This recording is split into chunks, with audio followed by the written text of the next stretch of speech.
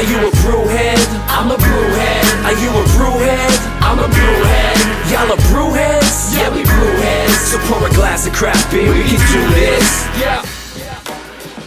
What's good, y'all? This is C-Certified Brewhead, and welcome to episode 76 of Beer Not the Shit, the podcast Adjunct series. We are back again this evening. We got something a little different. As you guys know, if you've been following us for a while, one kind of style or sort of, genre of beers that we haven't covered a lot of on here on BAOS is Belgian style beers. We've done episodes where we're talking about that's what we used to drink a lot of when we first kicked off. We first got into beer.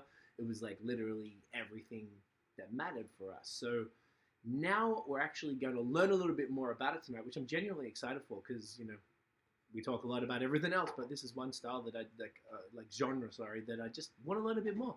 So for the first brewery we've ever had from Florida, we have Kevin from Barrel of Monks in the building. There he is.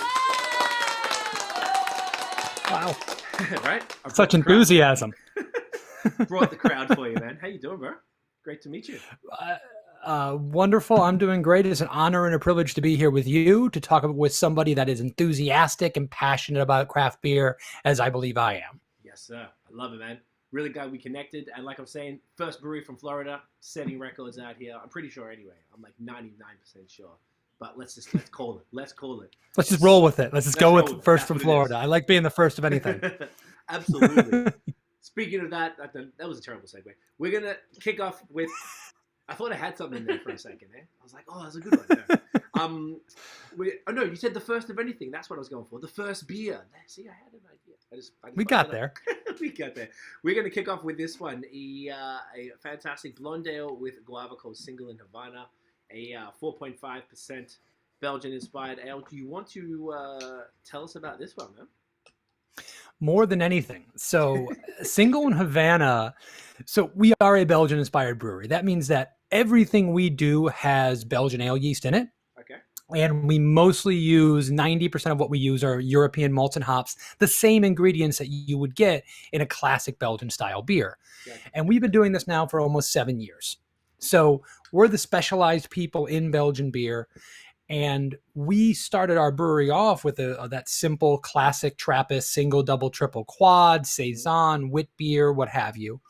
And over time, we've grown into more tweaks, Americanizations of some of these styles, right? Just because we are in South Florida, we are in a culture that values, it's a what have you done for me lately kind of scene, right? Craft beer is. Yes. So we started doing some more adjunct kind of stuff, some more fruit, some more different spices, barrel aging, what have you. One of the beers that we started this whole thing with was a beer called Single in the Sun. And Single in the Sun is a Belgian single or enkel or patters beer. All are appropriate for that style of beer, usually around 4%. Often considered, or not considered or often, it is the lightest and the lowest alcohol of the Trappist beers. And there's not a lot of people in the United States that are doing them. Have you ever had a single or a patters beer? Definitely had patters beer. Yeah. Like I think that's father's beer, right? Like for the father. Yes. For the monks. Yeah. Because perfect. So traditionally, this is what the monks drank every day instead of water, right? Because back in the day when water was unhealthy and bacteria ridden, you boiled it, you threw in some hops, you got preservatives, no one keels over, everyone stays lightly buzzed throughout the whole day. So that's where this style comes from. And we had this beer. It was one of our most popular beers, a flagship for us. And we started doing a seasonal fruit beer. Okay. And one of the ones that we did that ended up being the runaway hit was our guava version of our single called Single in Havana. And the beer is brewed with guava. And we add the guava during fermentation, which is really important. I think as you're trying it, you're not tasting a lot of residual sugar. This is dry, it's drinkable, which is a big deal when it comes to doing these fruit beers for me. But the story is my wife is of Cuban descent. She's a first generation American. And she, the pastelito de guayaba, which I always butcher that when I say it, but the guava pastry, a Cuban guava pastry, very popular in our family. And we wanted to kind of replicate those kind of flavors. Ooh. So Single in Havana was born. It was a seasonal, and basically by request of our fans and our distributors, we moved it to a year-round beer about a year and a half ago. So in the middle of the COVID pandemic, we decided to launch this as a year-round product and package, and it's really caught on for us. I can imagine this smells incredible. First of all, cheers, man. Appreciate it. Cheers to you. Okay. So dry, drinkable, lightly fruity, not over the top. What is the base, just to talk about, you talk about the Patters beer or the single or whatever, the actual base of this beer. So I'm definitely getting a lot of there's some bitterness in there. This is my first beer of the night, so I always find my palate takes some time to adjust, so I think it exaggerates some of the qualities for the first beer. Is it incredibly bitter, or is it just hitting me because it's the first one? It should not be incredibly bitter, I would say. There is, we're using Magnum hops, we're using Saaz, we're using just very classic European old world style hops and trying to give a balance to it, right? So you've got a little bit of sweet malt flavor, you've got a little bit of the esteriness of the yeast strain. This is our house yeast strain that we use. I'm sorry, I said estery, more phenolic, so a little bit more spicy. The fruit flavor all comes from the guava that we use. So we think it has a good balance there. At 4.5%, it's really quaffable, and it's dry for the style and for fruit beers. And I think that's one of the reasons why it's taken off in a oppressively hot environment that we have in Florida, basically year round. So we don't do winter. So in January, people are reaching for a cold beer and a crisp beer on the beach. I love it. This makes complete sense. Very jealous. We're in Montreal, so obviously it gets sometimes minus 40 Celsius. It's a great time. I'm from Detroit originally, so maybe not quite that cold, but pretty cold. Yeah, so you understand. You're smart. We don't have a Florida in Canada, unfortunately. That's true. Yeah, I ran away almost 20 years ago, and I haven't looked back. I can imagine. I feel like in Quebec they have I guess you might be familiar actually. They have what they call the snowbirds, and they're the bunch of typically not always retired, but maybe wealthier folks that spend half the year here and the other half in Florida. You spend 5 years and 28 days. No, sorry, 5 months and 28 days because Canadians are allowed up to 6 months in the States, but if you're away for more than half the year, you lose your health care. So they stay for just under, then they come back here probably May through November, and then as soon as it gets shit, then they bugger off back down there.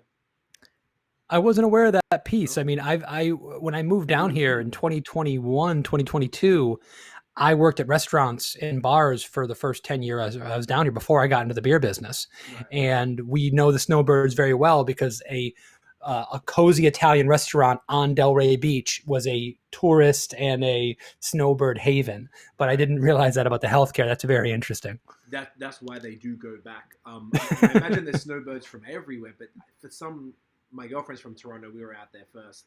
I've been in Canada 11 years now, and so the first few years there, the rest here. And I've learned specifically about Quebec. There's some sort of an affinity for Florida where most people I know here, that's where they go for vacay. To the point where it's it feels ridiculous. Really, you all do this? Oh, it's kind of funny. I mean, I understand why. It's just when the whole province has one specific place that they all like to go to, it's a funny cultural little thing.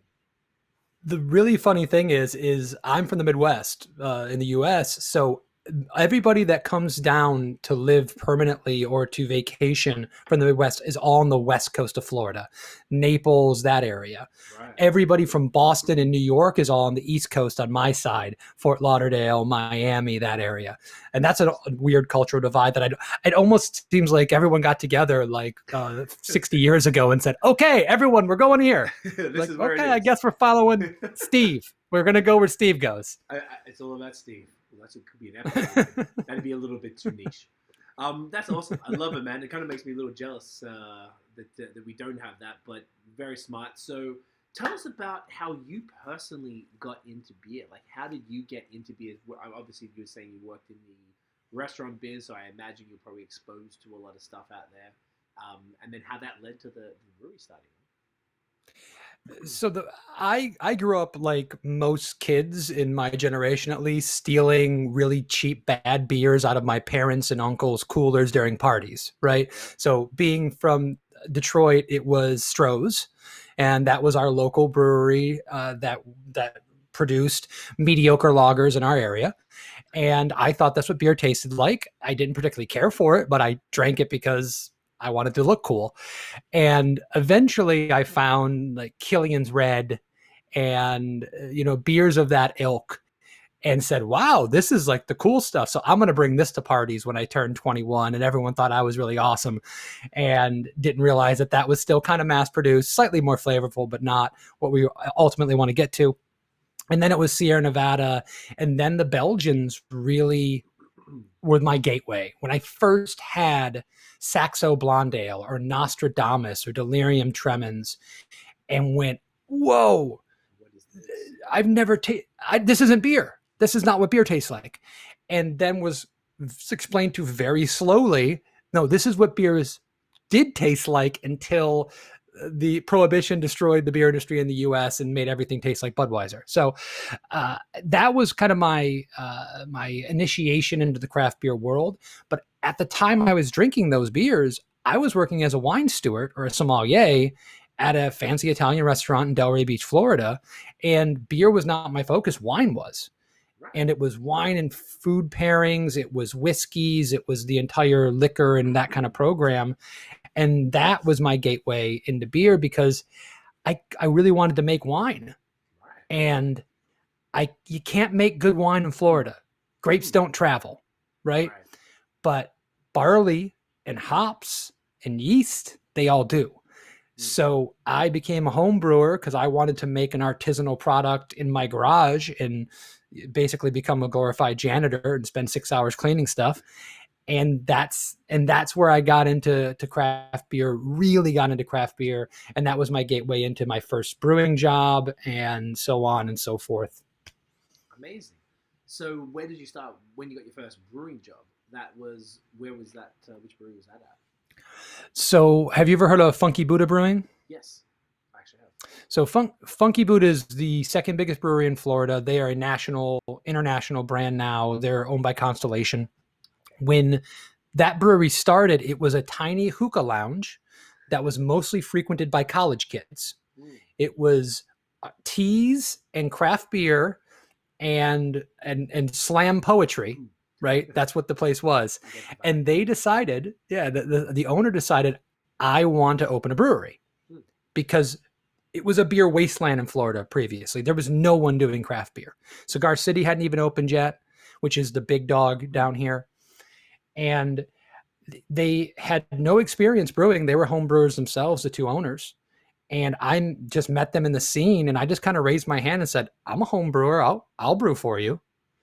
And that's how it started. We started on a 1-barrel homebrew setup. I mean, literally 55-gallon drums, fabricated ourselves, 42-gallon Blickman fermenters. I mean, just the most rudimentary kind of system to start in. And that's where I started. And I did all the first batches for that brewery. I worked for them for 3.5 years. I opened the production facility in Oakland Park, where they still reside today. And that was my first foray into the business. Ended up being with a brewery that sold for like $60 million or whatever the heck it was, or $110 million or something a couple years ago. And that's a pretty cool thing. Yeah, that's awesome. That's a great legacy to leave right there, that you really started that off. Okay, amazing. So that allowed you to get your feet wet in the industry, really understand, the transition, I guess, going from the home brewer to professional brewing. At what point did you leave them to go to start your brewery, or did you have a few other in between? I had one stop in between. So, they're good people and they deserve everything that's worked out for them at Funky Buddha, but I was not happy. Okay. Honestly, I wanted to do some other things, and it wasn't a good spot for me. So I went to a good friend of mine, Mike Hawker, at Due South Brewing, which is in Boynton Beach, Florida. And he gave me a little 1.5 respite to go in there, brew beer for him. And I kind of knew Barrel Amongst was coming. My partners, my friends at that time, my soon-to-be partners, were in the midst of doing it, but they weren't ready. And I didn't want to stick around where I was. So it was one of those kind of things where I went in at Due South. He said, listen, give me a year or so. And if you want to leave, when you have that opportunity, you're going to have a piece of the business. I'm not going to ever hold that against you. So I brewed there for about 1.5 years, learned a lot, because it was a different system, different philosophy. That was invaluable to me because every brewery is different and people don't realize that when you're not in the industry. So got that under my belt, became a better brewer, learned more about the industry, and then we opened Barrel of Monks almost 7 years ago. Okay. And I was there at the ground floor when the concrete was being poured, building the system out. I brewed as the head brewer for a few years, and then my operations manager left, and it was time for me to take on a new role. And now I'm director of operations. I have forgotten everything about brewing, so I'm a complete moron now when it comes to that. And I sit up on my butt and do emails, but I oversee sales, marketing, production, tapes, tasting room, pretty much everything. Okay, amazing. Then with the styles of beer that you ended up doing, obviously based on the name, if people know anything about Belgian beer, it's pretty obvious that that's what you're doing. Barrel of Monks, it's kind of very suggestive. So I imagine that was kind of always your goal. You always were going into your own brewery to do Belgian style beers. Is that it? So not really. So this is what I love about doing Belgian styles. I love specializing in one thing. I love, if you're going to get great Italian food, don't go to Applebee's, right? They might have a good pasta dish on the menu, but they're not making it the real way. You got to go to a great Italian restaurant. And I think that beer, listen, people can wear multiple hats. I made great IPAs in my career. I made great adjunct beers. I made great sours. But when you specialize in something, you can get really, really good at it. So I love that idea. But as much as Belgians were a gateway for me, before opening Barrel of Monks, I was drinking mostly IPAs and stouts. And, I was riding the hype train of the beers at that time. Belgians weren't it. Right. It was really my three partners that were passionate about Belgian beer, traveled to Belgium every year, and fell in love with these styles. And they said, Kevin, we're opening a Belgian brewery. I hope that's okay with you, because we want you to be our head brewer, but we're going to do this Belgian thing. There's no one else doing it. We love it. It's a passion project for us, and I hope you're on board. And I had to get behind it, and I had to do my research and drink a lot of Belgian beer and say, is this the kind of thing I want to do for the rest of my life? Because that's the goal. Right. And was that a bit of a challenge? Because I imagine that the other breweries, you probably would, maybe you brewed Belgian beers as a home brewer, but you probably weren't doing that. Maybe, like you just said, maybe you did one or two here and there at the other two breweries, but I imagine you weren't as experienced as a professional brewer in this specific sort of field. You're right on there. I wasn't. I'd used Belgian yeast and I understood the principles of Belgian brewing, but definitely wasn't a specialist at it. I had an ace in the hole. My partner, Bill McPhee, one of the three principal owners, was a home brewer himself. He went to the Master Brewers Academy. Even though he's a radiologist, he went and studied brewing. And he was the kind of home brewer that would do the same wit 30 times with a slightly different temperature, a slightly different yeast strain, what have you, to refine it. So what really convinced me to leave a very good gig with a reputable brewery that was doing good business and really bet on myself and my partners was I'd go to their house and do brown bag tastings. And he'd have his triple brown bag blind, and we'd have St. Bernardus triple brown bag blind. And I tried them both and said, man, these are both really, really good. I can't tell you which one's the professional beer.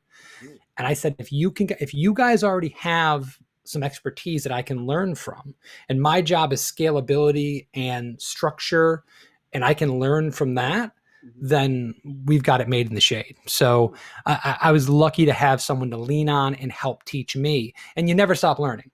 Never, never, never. I don't care if you've been in this business 20 years. Any brewer that's not trying to learn a new thing should be getting out of the business. I think that applies to damn near anything in life, really. Okay, that's awesome. So then, going into the brewery, what did you open with? Was it all Belgians, or is that how it started? Because obviously, we'll get to it. You are doing other styles of beer as well that you chatted about over email.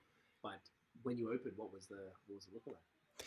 So we opened with the philosophy we only did 750 bottles. Only everything we did was bottle conditioned. Everything was Belgian ale yeast. Everything was European malts and hops. Everything was as traditional as you possibly could make it. And even when we did a beer that was adjunct, like a chocolate and by the way, I do a Belgian porter, a Belgian brown ale. Everything did not have to be a Trappist style. But even when I did a chocolate porter, so I did a Belgian porter with cocoa nibs, the cocoa nibs were subtle. They were not trying to be dominant in the flavor profile. And it's funny, we did a collaboration beer with Fort Le Pen, which is a great craft brewery in Belgium. And we did a beer with hibiscus and coriander. And the amount of coriander and hibiscus they put in there was 1/3 of the coriander I put in my wit beer. And this was for a triple. The spicing and the subtlety of the flavors in traditional Belgian beer is that they almost don't even want you to taste it. They want it to be a memory, that faint fog, that an implication of a flavor. It's really interesting. And we started with the idea of that kind of subtlety and realized that the American palate really kind of needs to be hit over the head with flavors. So we've adapted a little bit since, but no, we opened as a very traditional Belgian style brewery. Okay. I saw that you said Implication of a flavor. That's a great episode name. I love that. I had to note that down. This is cool. Okay, that's really interesting because you're 100% right. Like the way the beer has moved, it's the complete opposite. We're just punched in the face with flavors. I imagine probably since the IBU wars of the early 2010s, where everyone's trying to ramp it up and get as much enamel off your teeth as possible. So then that's really cool that that's what you've learned from the Belgian stuff. So how was the initial reaction, being that, like you said, Florida wasn't known for craft beer? I mean, it absolutely is now. And also, like, how did it feel? Like, did it feel like you fit in the scene as it existed, being that you were doing something that almost nobody did? Not really. I mean, the thing is that we came along at the time where craft beer was exploding in South Florida, where literally everybody was opening a brewery. I mean, people that didn't even know anything about beer just thought it was a good investment to open a brewery. I think they should have looked at their business models a little bit better, personally, but it was in that time. So we came along at the same time as a lot of other locals. So it got to a point where just being local wasn't enough, and you had to kind of stand out in some way. And we found our niche with our wit beer because we thought, okay, well, our Belgian wit, there's a Blue Moon tap at pretty much every decent sized bar that sells craft beer or any kind of beer. So we've got an in with one of our brands. I'm not necessarily trying to sell Tripel to like a chain, like an Applebee's or what have you. I'm not sure what chains you have around your way, but so we weren't ever going to try to go after that market on a distribution way. But as far as bringing people into our tap room, the way our tap room is set up, it looks much more like a wine bar. There's marble, there's wood, there's chandeliers. It has this old world feel. So we really set our business up very differently as far as like our face to the public that walks into a grocery store and finds our wit is very different than the face of the people that come in for a $25 bottle of barrel-aged Imperial stout. And we still have that dichotomy. We're always fighting with it. And it's been a struggle. I mean, when you specialize, you get good at something, but you also run into the problem where my sales rep goes to a bar and they go, man, I love you. You're a great guy. I want to support you. Give me any keg of IPA you have. And I go, well, we don't have one. Right. Oh, so, we've had to learn, we've had to pivot, we've had to change some of the things we've done while still kind of staying true to our base principles. Interesting. So then, and these are all pretty unique challenges, I would imagine, that the average brewery probably wouldn't have to face as much. The average brewery being the ones that make the IPAs and whatever the kids are drinking these days. So then, how long did it take for you guys to go from that sort of strict 750? Like, what was the next step from the 750s? Because obviously, what we're drinking right now, which I imagine is probably newer, is how many ounces is it? 12? 10? It's a 12-ounce American long neck. Yeah, I mean that's you can't bottle condition in that bad boy. it, it was the fact that we had, just because we have beers that are classic, like a wit beer, does not mean that you can't put a wit beer in a 12-ounce bottle. We all know that there are wit beers in 12-ounce bottles. So, and they don't have to be bottle conditioned. They don't have to age 3 years like a triple can or a quad can. So we knew we had the beer in our wit as our flagship, that if we really wanted to take it to the next level, and we have a 20 barrel brew house. I've got 280 barrel fermenters, 240s, and 620s. We've got 10,000 square feet. We are not a small facility. When we opened this brewery, we were not planning on being a corner bar. We were planning to distribute throughout the whole state. I mean, right now I'm doing business in 8 states and 3 different countries with my Barrel Amongst brand. So we had those aspirations. So in order to do that and really penetrate the culture, you've got to be in grocery stores, you've got to be in chains. And we took that next step with bottles as opposed to cans. That was probably a mistake, by the way, but we thought it was an easier transition for the kind of things that we were doing. If I had it to do over again, I wouldn't have made that choice. I would have jumped into cans immediately, because right now, the market has finally shifted, so people aren't terrified of cans anymore, and our clientele is okay with it. Even Duvel is doing beer in cans, so if they're doing it, I think we should be doing it. That is fair, and kind of, I was, as you were sort of saying it, I'm just thinking, like, how many, because the whole can versus bottle thing is such an interesting conversation, because it really all just, there's no like real rules around it. It's like, well, it's kind of weird to have a barrel aged Imperial stout in a can, and I guess it's kind of, I was about to say it's kind of weird to have a lager in a bottle. That's not true. So I feel like it's almost weird to have like a New England IPA in a bottle. I don't think I've seen many of those at all. So now that you are correct, I think a lot of people sort of forget that the cans meant cheap and nasty. Cans were what all the cheap beers, the Buds, the PBR, all that type of shit were in, and it wasn't looked upon as higher class, particularly, I guess, for you guys who were exclusively selling in these $25 750s. So then, have you considered looking into cans since? I mean, I know we're going to talk about, we will be cracking the can shortly-ish. So obviously you've done some, but that wasn't a Belgian style beer. Well, so the beer that we're going to talk about, it might not be a traditional Belgian style, but it's done with Belgian yeast, right? It's done with done with our house yeast strain, which keeps us rooted in some way to what our principles are, right? But the idea was, for this year, it was 2021, was to branch out and show the people in our neck of the woods that we don't just do Belgians because it's all we can do. We do Belgians because we love them and that we're really, really good at them. But if you want an IPA, if you want an adjunct stout, if you want a fruity sour, we've got the talented people on staff that can do that stuff too. And it's small production. We're not talking about much distribution at all. And we wanted to keep it all in-house. We bring in a mobile canning line to do this. And it's been a fun project because it's given our brewers some fun stuff to do and hang their hat on. I mentioned the fact that we never made an IPA. Well, I brought in a brewer 2 years ago who was a hop fanatic. His favorite thing was New England IPAs. And he said, I want to make these. And I'm going to show you that we can make a good one. And Belgian yeast and traditional citrus hops from the US almost always taste like cough syrup to me.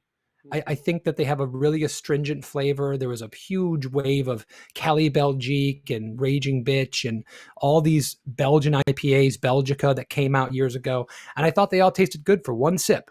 And then they were cloying and undrinkable afterwards. And when he proved to me that you could take our Belgian yeast with all the new wave of hops, with all their fruit forward, mango, passion fruit, guava flavors, and make an IPA our way, I said, well, we'd be stupid not to make this beer. It's taken a long time, but we got there. So it's a mixture of the talent and the desire to do something fun and interesting, and the market saying, hey, try this as well. I like that. I like the attitude and the approach to the growth and to the sort of switching it up and being willing to maybe sort of pivot a touch, as you mentioned, from the original kind of plan.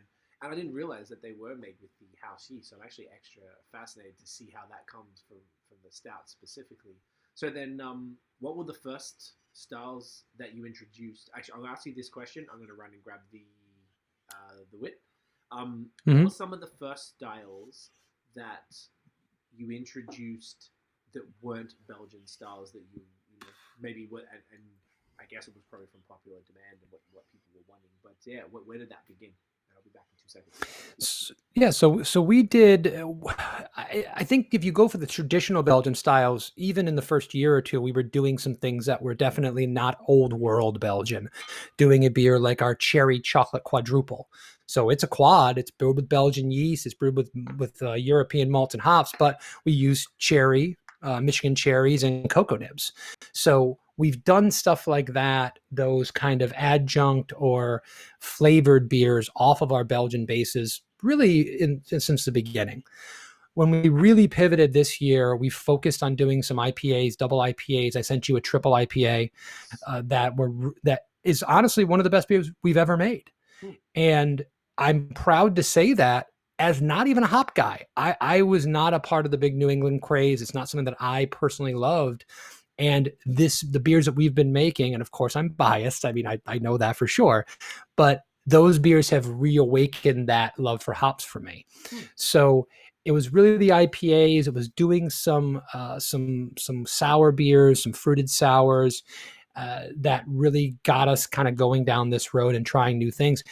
For our anniversary, our 6th-year anniversary, we have always done a 750 cork and cage barrel age version of one of our big beers.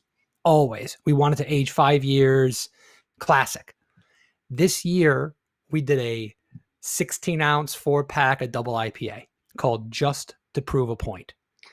And that was us saying, listen, you have a perception of what Barrel of Monks is, and you're mostly right.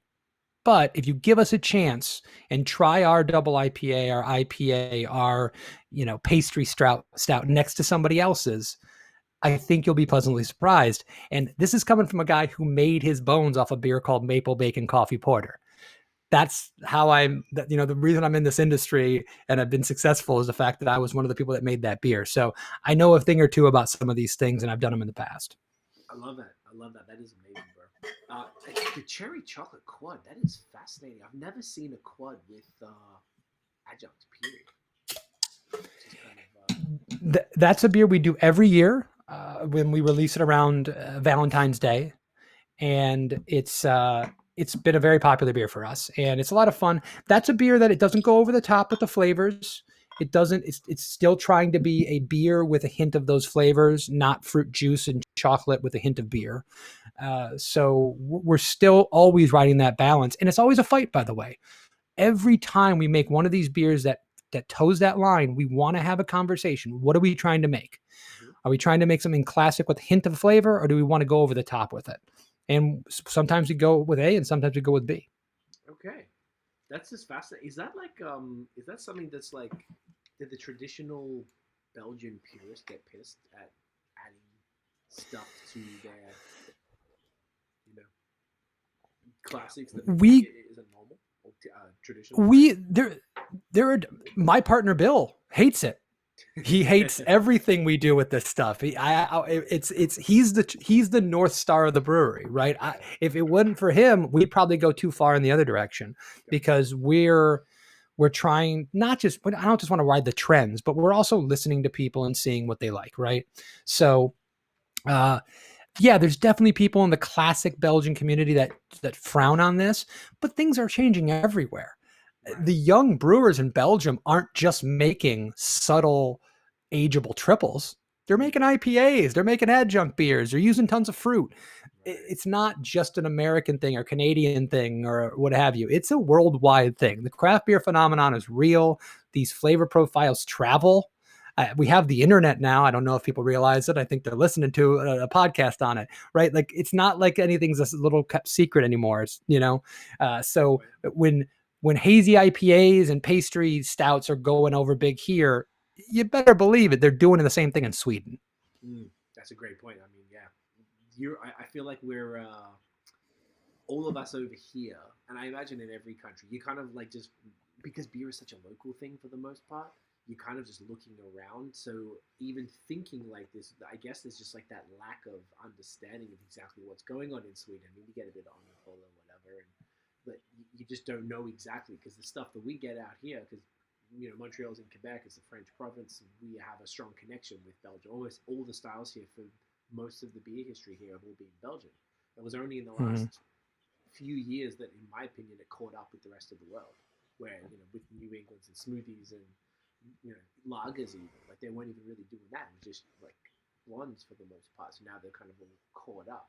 So I found that all the things that we get here, people are obsessed with Cantillon and Dre Fontaine and all that type of stuff, which are amazing stuff, but we don't see the other side of that. We only see the traditional, and when I think of Belgian, I think of tradition, and therefore when you say cherry chocolate quad, I'm like, I wonder if they'd be pissed, because I know there's a lot of purists here that don't like anything that's not traditional. People seem to get a little funny about it in beer. I don't know about you, but I'm not personally attached to anything like that, so I'm down for crazy shit. I'm crazy as fun. There are styles of beer right now that I don't understand. The smoothie sours, Yeah. I don't understand it. Talk to me. I've had it. No, I've had a few. They taste really good. Okay. They're a tasty beverage. There is no doubt. If you were trying to make a beer with a little bit of tartness and just a ton of fruit flavors, they're amazing. It's not beer to me, right? I'm the old man shaking my fist at a cloud, right? I'm that traditionalist when it comes to that. Gotcha. But I would never say that's not beer. I would never say people shouldn't do it. I would never say it's offensive. I would never no, push the envelope, do what you like to do. I don't care what that is. And I think that's really important. People should be pushing the envelope. They should be trying new things, and they should be trying to find a market for the things that they're passionate about. It doesn't mean that you're going to bring everybody along for the ride. My partner, Bill, who's more traditional than me, thinks that the last beer we're going to try is an abomination and should never be drank by any human being in the world. Right. So there's radical to all of us. It's just where that point is across the line. And I think that's important. Respect people in what they like. I agree wholeheartedly. That's really well said. And on that, we are going to crack the next one, which I just poured here, which is the Wizard. Come on, camera. There you go. The Belgian Fighter Ale, which I guess that would be specifically a wit. A Belgian White is a wit. Okay, cool. Belgian White, wit beer, wit, all pretty much synonymous. They all can be used interchangeably. So Wizard was the first beer we ever brewed at Barrel of Monks. That's batch 1. It was the... What's that? Oh, sorry. As you said it, that's a great point to write down here. Oh, gotcha.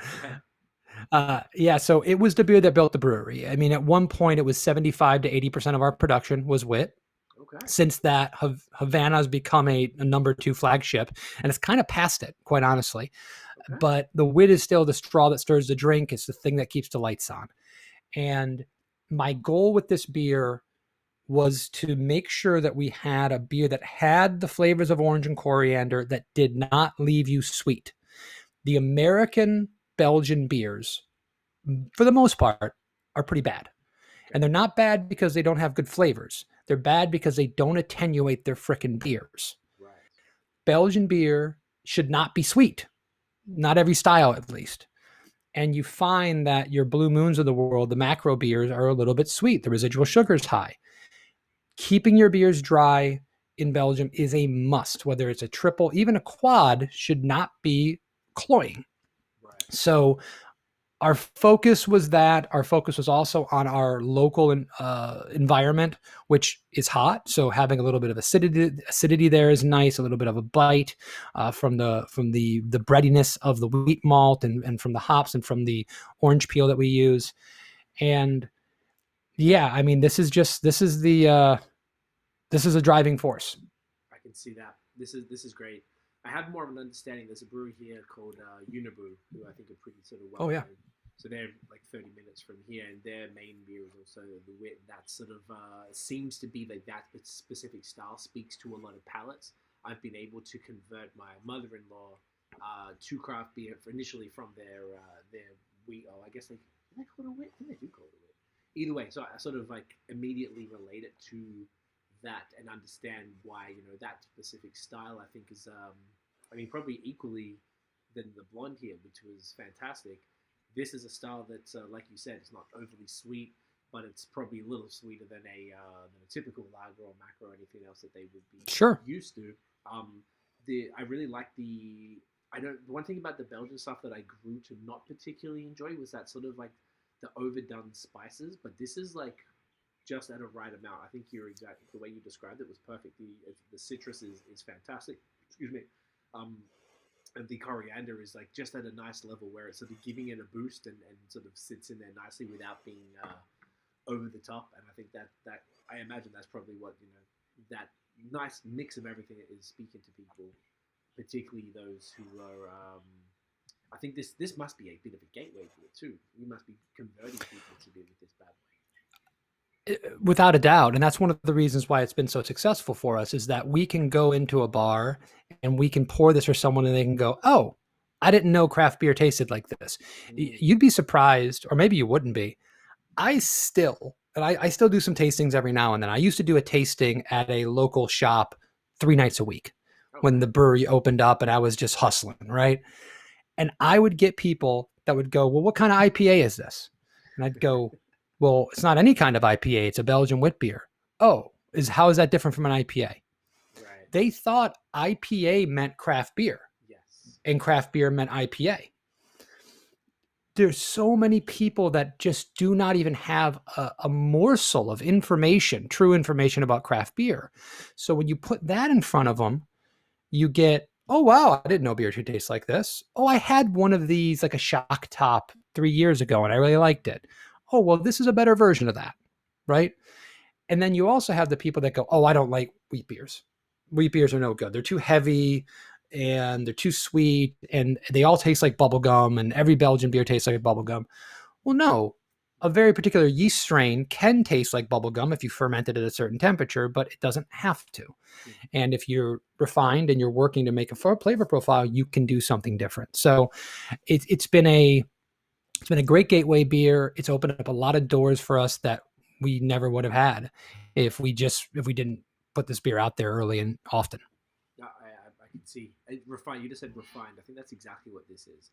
I don't. Once again, that's what I was saying earlier. I don't drink a lot of these styles much these days, so this is cool to drink them with you and sort of as you're talking about. I'm appreciating it in a way I haven't appreciated a style like this in quite some time.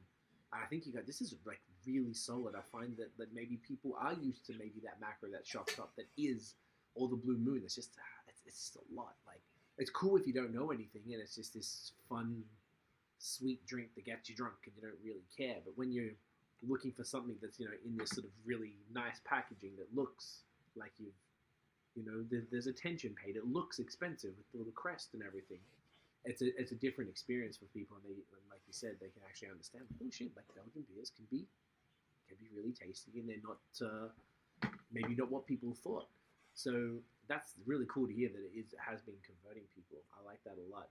So then, you opened in 2007? Sorry, 7 years ago. So that would have been 2014. Can't do math. We opened, yes. That would be 24. Well, I started working for Barrel of Monks in 2014, in September of 2014, and we opened the doors in 2015. I'm saying we're coming up on our 7-year anniversary early next year. Yeah. Okay.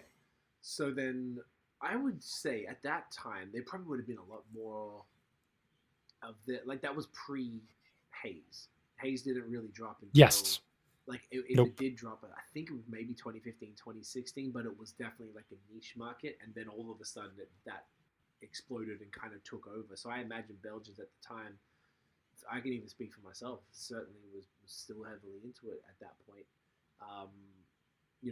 There was, you probably wouldn't have been really pushing that hard back then to sort of explain it to people. Because obviously, even if there wasn't a craft beer scene in Florida, like people had access to this stuff, right? Like they had access to liquor stores and whatever. You'd be surprised, man. I mean, when maybe 2014, 2015, yeah, but in 2008, 2009, it was literally you had Dogfish Head, you had Left Hand, you had like Shipyard and Chimay. I mean, those were your craft beers. You didn't have anything else. And it really evolved. I mean, it evolved quickly, but the education is the hardest part for me. And it's the hardest part for our brands, because I also have a second brand, all Odd Breed Wild Ales. It's all barrel aged sours, uber tiny brewery in Pompano Beach that has some of the best ratings you'll ever see on Untapped. And we sell beer in like 7 different countries because they see the ratings and they want the beer and all that kind of stuff. And in both of our brands, education, because you talk about in your neck of the woods, like they love Cantillon and they love Tres Fontaine. Like down here, no one knows about that stuff. They're not, in the community is so small that you can penetrate that market 100% and it's not going to support your brewery. You're not going to keep the lights on. So you've got to find ways to be an evangelist and bring people into the fold and teach them about things. And it's the every day I think about how to do that better. And one of the ways we've done it is through beer and food pairings. It's one of my favorite things to do, being a former sommelier. And I love bringing out a wit beer and saying, okay, I'm going to get you an arugula salad with a strawberry vinaigrette, pickled onions, and goat cheese. It's going to make the spices in that freaking beer pop. It's going to add acidity. We're going to have a great time. And you're going to go, wow, I didn't know beer could pair like that with food. That's a lot of fun. And we do a lot of food and beer pairings like that. And just trying to find interesting ways to just reach out to one person, 10 people, 15 people at a time, because I can't put a commercial on the Super Bowl, right? I can't, we're just not in that place yet. That's okay. Baby steps, So you guys have a restaurant at the spot? Like you have a full, or is it more just like a little separate thing, like what do you call it, like a food truck or something? So we have a unique situation. I have a resident food truck. So they are a different business than ours. They have their money, they make their money, we make ours. But he parks his truck there. We give him cold storage and dry storage space, and he provides the same consistent menu every day. He does all of our pairings, all of our specialty food events. I mean, we even do he'll do 4 tacos and we'll pair 4 different beers with it. And it's $22 for the flight. And you can walk in at any time on a Sunday and say, I'll take the flight, and he'll make it for you. Right. And we do events as simple as that. And then we do sit down, 5-course, $150 a plate dinners and everything in between. So we do a lot of that. And, a lot of times we're preaching to the choir, people that already know about it and they want to come back for every one.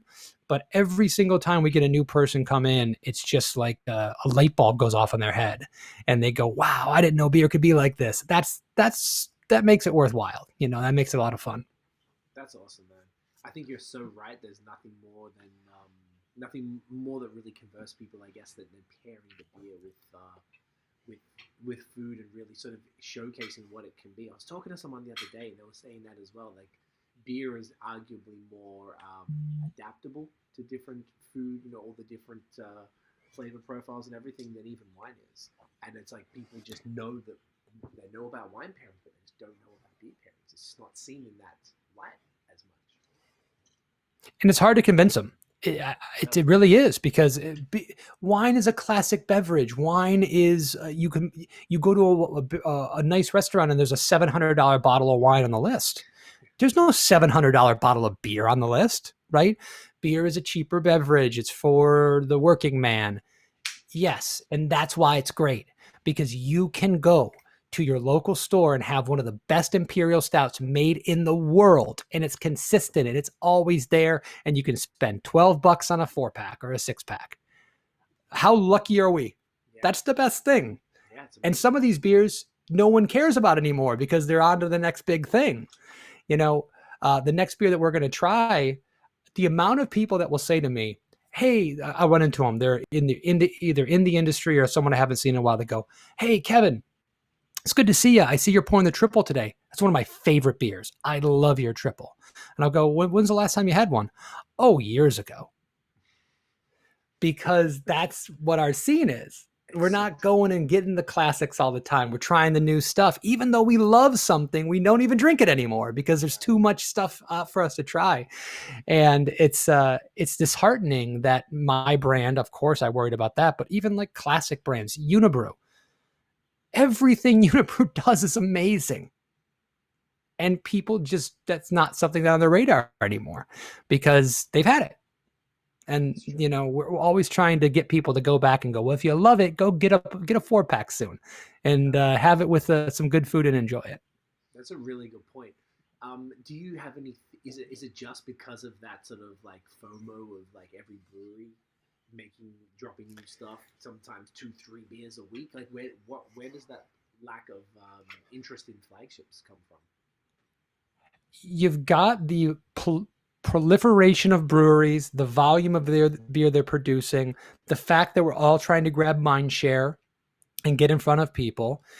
And even without wanting to be a ticker, right? Wanting to have as many beers and rate them on whatever, you just naturally want to try the new thing. You naturally want to, the new restaurant that opens up down the street, you want to go try it out. And if a new restaurant opened up in your neighborhood every 3 days for the next 20 years, you never go back to your favorite restaurant again because you want to be trying the new things. I think it's human nature.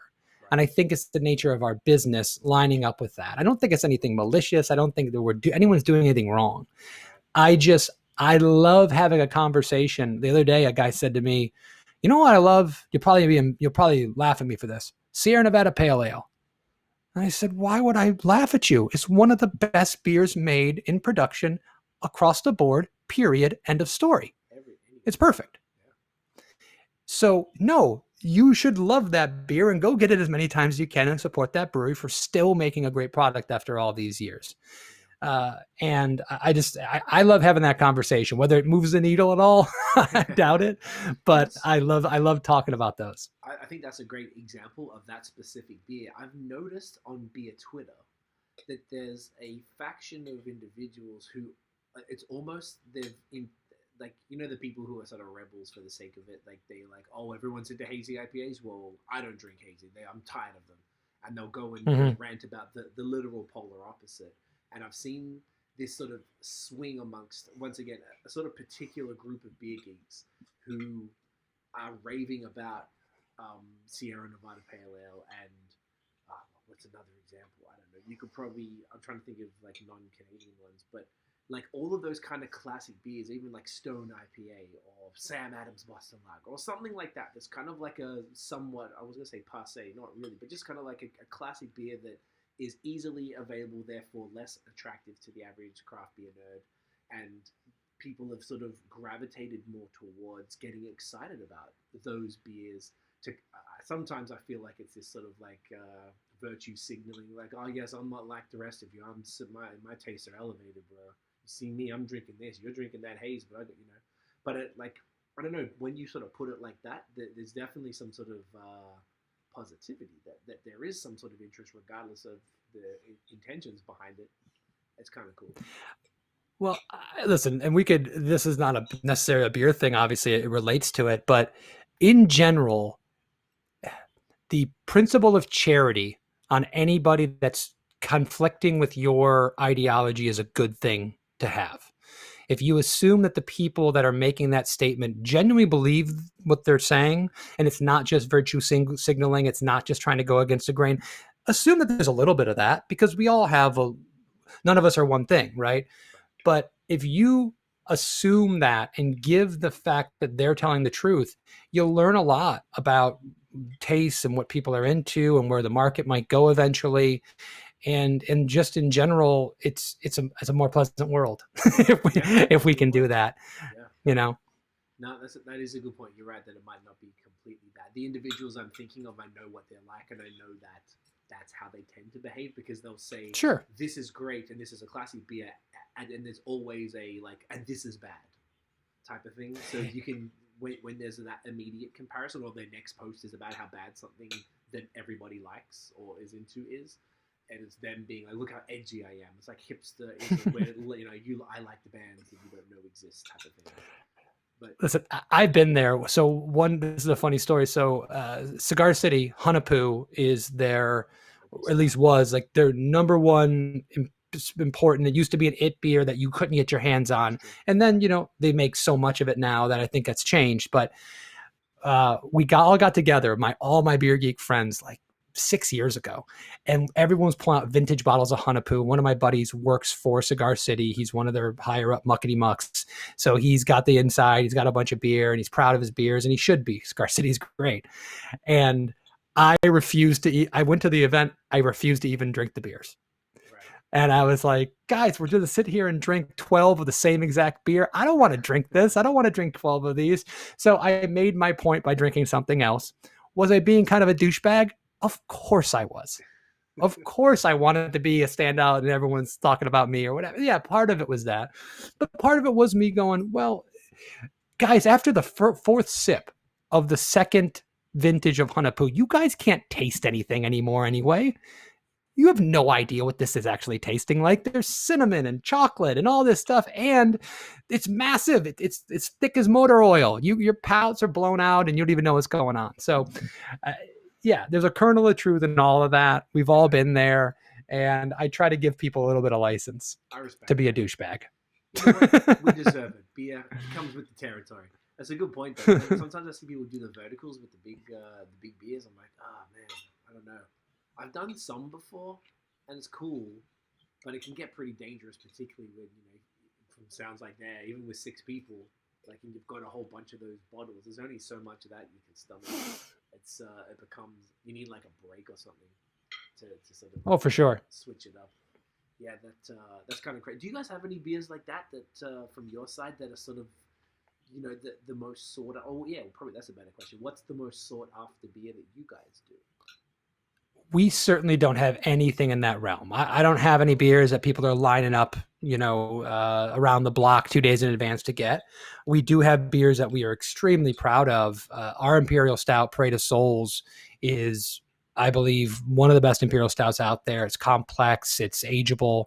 We do a Grand Cru every year that is never the same beer twice. It's always a different style, always at least 10%. No adjuncts. It's only water, yeast, malt, and hops. And for instance, last year it was a Belgian dark strong ale. This year is going to be a golden strong. And it's not sought after in any way, but it's a beer that every time we do it, I'm proud of it because I love the layers and the flavors of it. And we have a base of people that really get behind something like that. So, and then, honestly, our Father Christmas, which is in the Belgian brewing community, the Christmas beer is a big deal. Every Belgian brewery does one, and we do a Christmas spiced Belgian dark strong ale called Father Christmas. It'll be out in mid-November for retail, and we'll do a big party around it in December. And that's a beer that does always sell out, and we do usually a barrel-aged version of it and things of that nature, and that's a big deal for us. That's awesome. I know what you mean. Yeah. Like, I wasn't sort of expecting a lineup type of beer, but I imagine there would be some that would, all of those wouldn't sound like the type of beer. Usually the big barrel aged ones that are expensive and an event type of beer. I respect that. By the way, this wit, I think this is probably the best wit I've ever had. Like this. Well, that's incredibly kind. It's it's so smooth, whilst it's got the sharp carb that obviously comes with the Belgian beers, but it's still incredibly, like, even just look at that head, like it's just that real, like, fluffy, silky head. It's gorgeous. Like the spices are not, they're just, like I was saying before, they're just sitting so nice. Well, now I'm just halfway through. It's warmed up a bit. I just wanted to comment. This is fantastic. I'm genuinely surprised how much I like it because I didn't expect to, because it's been so long really between having them. Like, this is great, man. It really shows that if this, like you said, do one thing, you do it well. This is what happens. This is awesome. I love it. Well, I really appreciate that. And, if you walk into a craft beer bar, any craft beer bar, and you give a brewer, someone from that brewery, props on one of their more quaffable, lighter beers, most brewers will do backflips because it's the lighter beers where you can't hide anything. Sure. And listen, if you drink my cherry chocolate quad and you really like it, thank you. I want people to like it, but I really want people to like my single. I really want people to like the lightest, simplest beer that I make, because that's where your skill really shines. that's where you really show your stuff. So my sister brewery, Odd Breed Wild Ales, they just won a JABF gold medal for one of their sours, and it was not fruited. It was just a barrel aged wild ale, and it wasn't particularly high in alcohol. And it's a simple, great beer. And I know my partner, Matt Manthe over there, is more proud of getting a gold medal for that than he would have been for one of his overly, because he does the saturation series, which is it's as much fruit as you can legally put inside of a beer. Okay. He appreciates winning more for that simple, well-made, well-structured, nuanced sour than for the over-the-top stuff. I completely understand. Like you said, it's a whole other thing. I'm just looking. I found them on Untapped now. I see what you mean. It's still everything. The average is there's nothing under 4 here. That's pretty insane. Yeah. Yeah, I can see that. I mean, this is there's only one for 3.95. Oof, got to step up the game on that one. 3.96. I'll have to send you a couple bottles, and you'll rate them over 4, and then we'll get back up over top. What do you think? 5. Don't worry, I got you. I was going to say we could do a separate podcast on this whenever you want as well. This is fascinating to me. Oh yeah, shit, I'd love to. Man, that's crazy. There's so many beers. This is way more than I thought. If this is all you're doing, I'm just keep flicking. It just keeps going. That's the business model of Odd Breed is insane. Yeah. We don't have any cores. We basically every beer is a one-off and small batch. And the brewer is a genius. I always say he's the best brewer in the state of Florida. He's one of the best sour brewers in the world. And, it shows in the product. That's awesome, man. I love it. I love that. I know we don't want to really focus on them too much for this one. It's okay. Why did you sort of take a bit of start a separate brand to do something different? Did it just not fit under Barrel of Monks?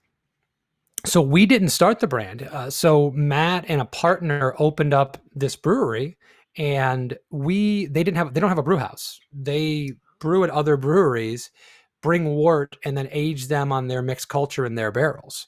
And we were one of the breweries that they used for their brew house from day one.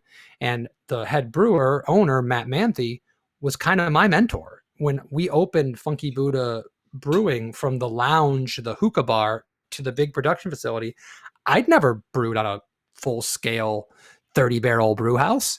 Right. We brought Matt in as a consultant to teach me. So Matt was a friend, a mentor, an amazing brewer. And when the opportunity came up that his partner wanted to get out of the business, we said, well, you're already brewing your wort here. We love your beer. You're a personal friend. And this just fits. So we bought into the brewery, and that happened a couple of years ago. So we decided to buy into a brewery that was even more niche and hard to sell than our own, which is always a good thing to do. I highly recommend doing that. Hey, at least the price point's high, right? So when you do sell. Oh, it certainly is. Not about volume as much. No, that's sick. So, I mean, I guess that's true there. You got 2 breweries with mostly high price points, but then I guess you probably got a lot of I'm looking at the 12-ounce bottles here, so you've got a bunch of things like that with Barrel of Monks. Like, what's the kind of the breakdown of obviously it moves and it changes probably week to week, but typically speaking, like, how many sort of smaller crushable beers and then more the serious bottles and the crazy stuff that you have? I mean, we really only have a couple. Single in Havana and Wizard Wit are really the only 2 mass marketed in grocery stores kind of beers that we do. Now, I have my Belgian single that only is in my tap room that I do in small package, but I mean, that's small potatoes. I don't sell a lot of it because it's only in my tap room. So it's really that's what I was saying. The front face of our business, if you walk in to South Florida to a craft beer bar and talk to someone, oh, Barrel of Monks are the ones that make Havana and Wizard. And you walk into our tap room, they go, oh, Barrel of Monks, those are the guys that do those barrel-aged Imperial stouts, quads, triples. Those are the guys that do, these more esoteric kind of beers. So it's, and you even find that with Funky Buddha. You even find that with Cigar City. These are grocery store brands that everybody knows, but not necessarily everybody knows the depth of what they do. That's a fair point. So is that a common thing I mean, I guess it's kind of everywhere, but just the way you were describing it, I could think of the general Cigar City brands that would be in the supermarket, and then you go, there to the brewery to get the crazy shit. For you guys, you got these two bad boys and come to the brewery. Is that a typical model? Is that typical of the South Florida breweries or Florida period or anything, or it just happened to be the ones that the path that you chose for barrel monks? I think that everybody that got into the business at the time that we did had dreams of being in every grocery store, every Walmart, every gas station. And everyone started with 20, 30 barrel brew houses and in good sized systems. And I think the next wave, and by necessity, you have to kind of have some of that mentality. You have to have mass marketed, high volume beers. And then you have to have a tap room that's going to bring people back over and over again and give them the more esoteric, interesting, not necessarily more interesting, but, different stuff. The what have you done for me lately crowd? You got to bring them in. You're not going to bring them in with just Wizard or Havana. They've had it. So now you've got the really it kind of breweries down here, like Three Sons. I don't know if you're familiar with them, that they have a big facility and they're doing a lot of production. They're making a lot of beer. They're very successful, but their model seems very much, they don't seem to care about distribution in grocery stores. Right. They don't even necessarily see this. I mean, I'm sure their draft is everywhere. I just don't see it, but I don't even see their draft handles very often. They're driving everyone to the tap room by doing new, interesting, crazy stuff every week or two. And they're the ones with the lines outside. There's a brewery called Tripping Animals down here, Invasive Species. There's a handful of these guys that if you get a hand on one of their cans, you can trade it for a hell of a lot. And they're doing great stuff, and they're doing the smoothie sours, and they're doing crazy hazies, and they're doing candy bar stouts. And they seem to have a completely different model than we do. So I've always wanted to have my beer available all over the place. My dad lives in Michigan. I want to distribute up there, and I want him to go grab a 6-pack of Wizard. So that's our ultimate goal, as long as we don't lose sight of doing fun, interesting stuff that can bring people in the tap room. And that's why we do this canning series and all this other stuff. Right. That makes a lot of sense, actually. It's there's certain types people can, you got the hype way or you got the other way to do the grocery store brands. I've even seen a lot of the hype breweries, or potentially, let's say formally hype breweries, but maybe some of the ones that have become a bit older and that maybe the lines are more relaxed and they start to do distribution. I've noticed a bit more lately. So I guess it's sort of like they'll eventually go that way because that's how they're going to get, like exactly like you said, there's the government. Canada has a very lot of hands in the alcohol industry. So there's a lot of government distribution and regulation and stuff between Ontario and Quebec. So I imagine that's the point. They'll get to the point where they feel like, all right, we want to grow even more, and then that's just the obvious next step for any brewery to go into the grocery and specialty stores and all that type of stuff. So that's great. I like that. You want to you want to do the triple? Yeah, that was one that I know you were really interested in trying, so let's do it. I'm excited. You mind grabbing the triple out of the fridge? Thank you so much. So tell us about this triple, man. This is what I was saying earlier. This is something I haven't had for a fair while, but I'm curious, and maybe we should even. I was actually thinking this earlier. Maybe we should actually explain. I mean, you explained what the white beer was with the wit. Explain maybe what a triple is in context with a double and the single and such. So the single, double, triple, quadruple, or the Trappist beers, the beers that were traditionally made by the monks in Belgium and the Trappist monk order in Belgium, and they are basically a roadmap to higher ABV beers. But even within that, the style changes from a light beer to a dark beer to a light beer to a dark beer with your single, double, triple, and your quad. The single should be light, clean, and quaffable. The double should be a brown ale, somewhere in the neighborhood of 6 or 7%. That is a little more malty, chewy. The triple should be around 8 to 9%, and it's the hoppiest of the Trappist beers, but not necessarily bitter or hoppy. The traditional hoppy in Belgium is very different than the hoppy we get in the States or in the New World. So, but the triple should be really malty, full flavored, a lot of times phenolic and spicy. And then the quad, dark, strong, fruity, and really massive. The triple is really the refined classic of the Trappist styles. Okay. I think it's one of the most versatile beers for pairing. You can pair a triple with Thai food. Love Thai food with a triple. All that phenolic spice just enhances the natural like hot spices of Thai food. There's just so many things you can do. Roast pork, cream sauces work extremely well with a beer like this. So if you are going to be a Belgian brewery, hang your hat and say, I'm a Belgian brewery and I specialize in this, and you don't have a good triple, go home. I like that. That's it.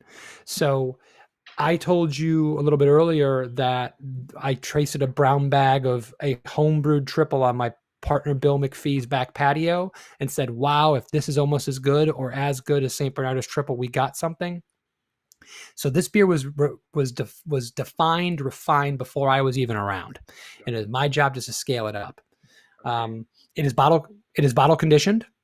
That's a 330 ml bottle, the Rochefort bottle, sometimes it's called. So you've got the fact that this beer can age 3 to 5 years. You get the nice fluffy white head.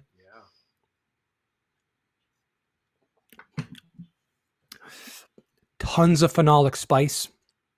A little bit of fruitiness, peach, pear, malty chewiness on the palate.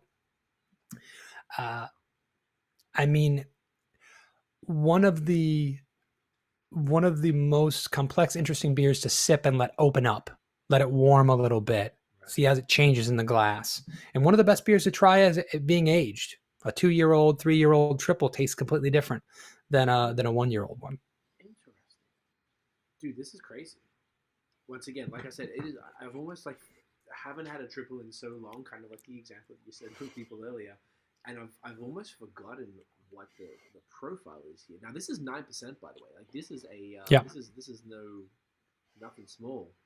Definitely did not get a hint of the booze, which obviously is a hallmark of a well-made beer. I'm getting a lot of that sharp carb. I mentioned peach and pear. I think that'll come out a little more because it's fresh from the fridge. This one here. The phenols weren't too crazy. I feel like this is the one thing, like I was saying, the one thing that I found that ended up bothering me, and potentially, like you said, the bubblegum thing that people point out, that was probably one of the main things for me. And I always found that, like, here in Quebec, they do a lot of this saison, straight up farmhouse ales. And I used to hate it, dude. Like, it was just everywhere, and I couldn't escape it. I'm like, why is everyone do fucking saisons? I'm so bored of them, and they just taste terrible. But I started to learn after discovering Hill Farmstead in Hillsborough, Vermont, Greensboro, sorry.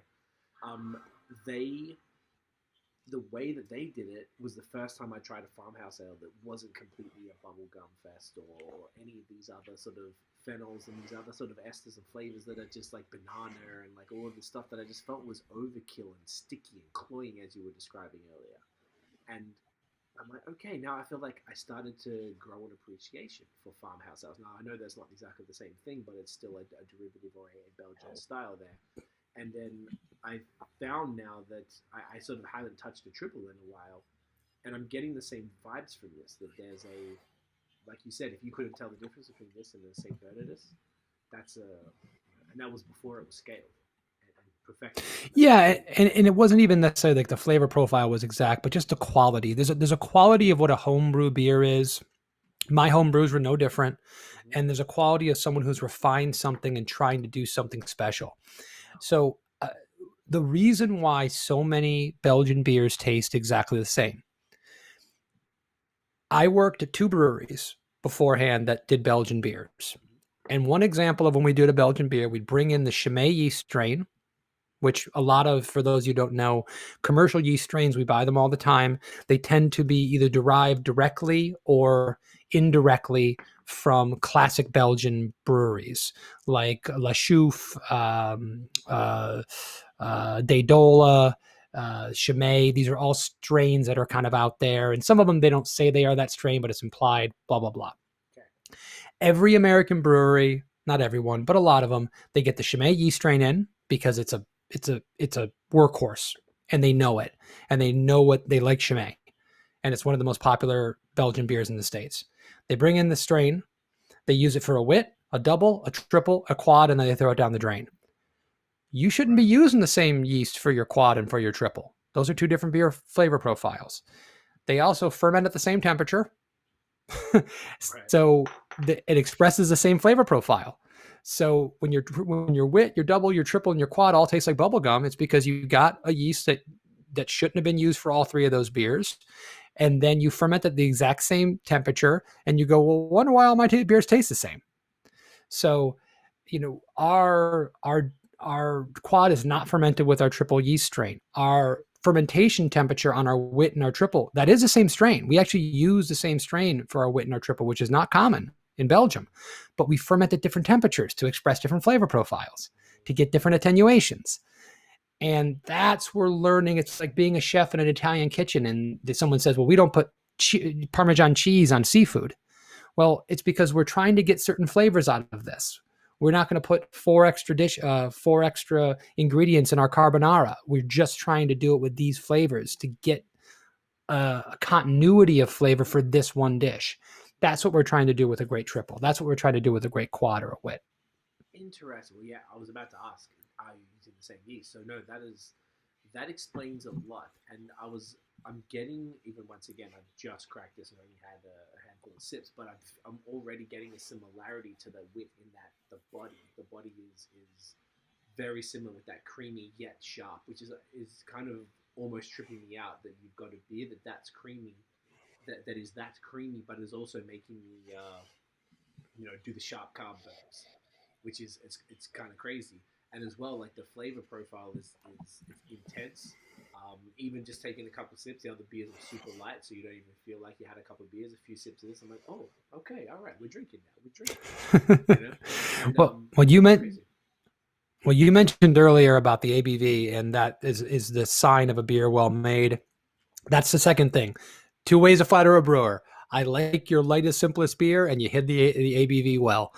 That's the nicest thing you can say, man. Yeah, so you're ticking all the boxes here. That's what I want.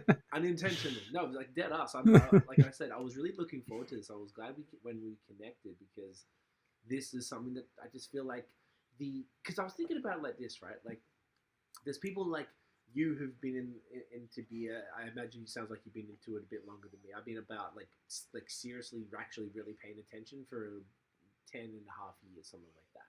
You sound like you've been there a bit longer than me. But there's a lot of people who'll be watching and listening who are getting into beer now. And they might come in to something like this. And maybe because that's what all the kids are drinking, maybe there's a lot of episodes here and we're talking about haze and smoothies and blah, blah, blah, and all that stuff. So there's some people who never really... You know how like everyone gets into beer and you start with the macro lagers and you discover ambers. And you're like, go to an English pub and you go porters and stouts and... I'm God. Then you discover Belgian. Exactly. Like, oh, shit, this is crazy. And then you then you discover the trends. They just went straight to the trends. They don't know. They were macro trend. So they don't know. They didn't go through the flavor wheel. They don't know what an amber ale is, or they don't know what a Belgian triple is, where we got to experience that. I'm kind of grateful that I feel like we were in one of the last bunch of beer nerds who went through that process, because if you got into it now, you just probably wouldn't, I imagine. You just wouldn't be a part of it. So I think this is extra important for me personally to make sure that people hear about this stuff, because it is something that I think shapes your palate and your appreciation for flavors and for, excuse me, see that sharp carb, I love it, the quality of what beers can be. Otherwise you sort of have maybe just in the way that the industry is constructed, like maybe a bit more of a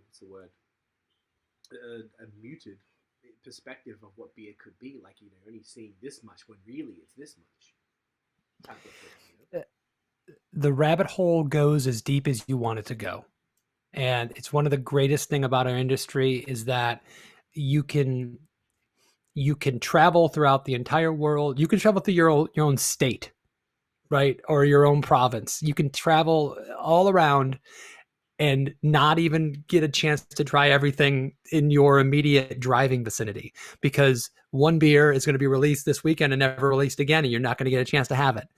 And it's exciting for a completionist like myself. It's infuriating because I do want to try everything and learn everything about it. But it's one of the most fun things about our industry, one of the most fun things about beer, why it's so special. why it's so unique. You don't really have that with spirits, and you don't really have that with wine as much. I mean, there's tons and tons of wines out there, but you do not have a winery releasing 100 new wines every year. I don't think. And if there is, I will be happy to be corrected. But and when you're talking about the education and learning things, you mentioned earlier on when I said that I don't understand the smoothie sours, and you're like, that's my thing. I love that. Let's talk about it. I want to be educated on it, right? I want someone to come and sit down and say, this is what makes this a better version of this and that, because there's got to be bad smoothie sours out there, right? Oh, yeah. There's got to be bad hazy IPAs out there. I can teach somebody what a bad triple is, or I hate using the word bad. Someone loves that beer. What a not as complex triple is, or a simpler triple is, and why this one might be better. I want to be educated on that. I want to learn the differences to it, because I knew when I was getting into whiskey or when I was getting into wine, I didn't know it was good. I just drank the first thing I had, and that's what people were. I was like, oh, this is the best version of this because it's the first one I had. And I always worry when people get into craft beer, if they're trying a beer that's not as complex or not as interesting. When I first got into this industry and I first started learning about it, one person that was kind of helping us out in the early days, we said, how can we repay you? And he said, please make good beer. Because if you make crappy beer, someone's going to try it and think that all craft beer sucks. And if you make good beer, then they'll try my beer because they're going to want to try new things. So I think that education and seeking out all those different styles is of the most importance. Well said. I think that's a fantastic request, because that's really what it is. And it comes back again to something that you said earlier, where people are like, what kind of IPA is this? And I feel like that's the joke. That's the pop culture joke about craft beer, is the white dude with a beard wearing a flannel shirt, talking about their IPAs and stuff, which is such an old trope, in my opinion, because it's gone so much. They didn't even know about the Hazy Boys. Wait till the mainstream discovers the people who line up for beers wearing their New Balance and spending $45 a 4-pack and trading them and yelling at each other online. It's a whole other crazy world that I don't know about. So I think that's important, because that's what we want, right? In order for it to grow, we want more people to come into craft beer of every cultural background as well, which is really important. That, in order for it to grow, because there are flavors for everybody. And if people are making, I guess we have to admit there's definitely some brewers who maybe don't have the best of intentions and they don't really care about the product and they're just trying to make some cash, which probably, as you alluded to earlier, isn't the right industry for that.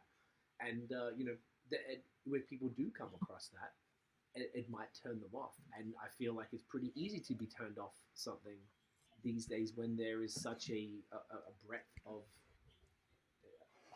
opportunities to try different things. There's a million different wine. Now there's even some genres. There's the seltzers and I guess, ciders. The smoothie seltzers. I actually haven't had one yet, but I'm fascinated to what the hell they're doing there. And to be fair, I actually agree with you. It isn't. I would probably argue that it is not beer.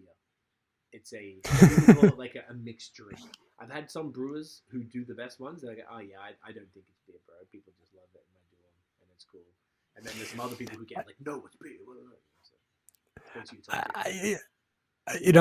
I still go back to the fact that, and just a quick story. My when I was in the wine business, my dad came down to visit me for the first time in years from Michigan. And my father does not love great wine. He was a Gallo jug, of wine kind of guy. And I was in this industry and I was, making a little bit of money at the time. And I thought I made a lot more money than I did. Let's put it that way. So I spent a lot of money on wine I shouldn't have and food. So I take my dad out to this super fancy meal, and my dad is, he would not think this is as a simple person. My dad doesn't want to go to super fancy restaurants. He doesn't want to drink super fancy drinks. My dad's a simple guy. And I'm trying to impress him by taking him to this restaurant that most of the he's probably going, why are we here? Right. And I order a bottle of wine that's probably $200.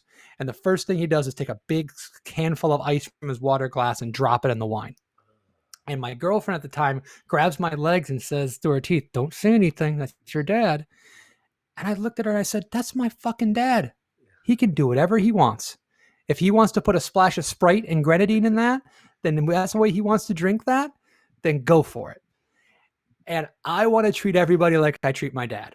I want to treat everybody like I treat someone that I care about and I respect, and say, well, if that's what you like, well, explain to me why that's good.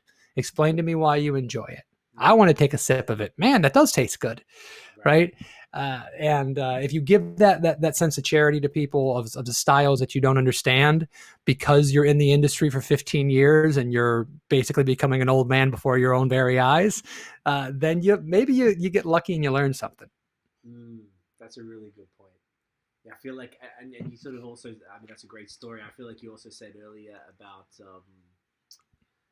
that everyone sort of has, when you first try something and that's the first thing you try and you think that's good. Because as you were saying that, I'm like, wow, you're so right. The first time, I remember the first time I had an amber ale, that was my first favorite style because it was a little more flavorful than the macro lager that I've been used to. Sometimes European lagers, so not all trash, but oh no, not at all.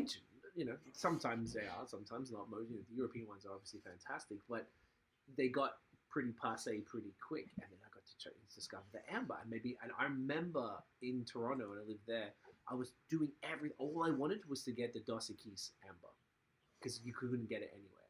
And then when I had it, I'm like, oh, this is pretty shit. Even then, I knew I knew nothing. But like it was sometimes the first things you have are all you know, and you've only got that context. So it's sort of it depends on the adventurousness, I guess, of the individual, and maybe if they have a couple good experiences. I remember, I don't know if this is just in context of Belgian stuff. I was working at the Apple store in Toronto in 2011, and I had a mate there, and I was doing the beer, and because of that thing I was explaining with the selfies, I became the beer guy pretty quick because you had to drink 365 beers within 12 months, and I did it in like 7 months. I didn't even think there was 300 beers in the world, so I just kept going with them at 6,600 or something like that, just by continuing to go. And I am a completionist like you. I didn't know that was a word, but that is what I am. I'm crazy. I wouldn't play with my Ninja Turtle set unless I had every single thing when I was a kid. I wouldn't even touch it. So very much aligned. And my friend was like, "Oh, have you heard of I still don't even know how to say it. West Vleteren, or is it West Vleteren? West Vleteren. West Vleteren. And he was like, have you heard of this? And I was like, what are you talking about? No. He said, it's the best beer in the world. And I looked it up. I'm like, oh, okay. He's like, yo, this cafe here has it. It's $40 for a bottle, same size. $40 for, and this, once again, I've been into beer 6 months, 7 months. And I was like, okay.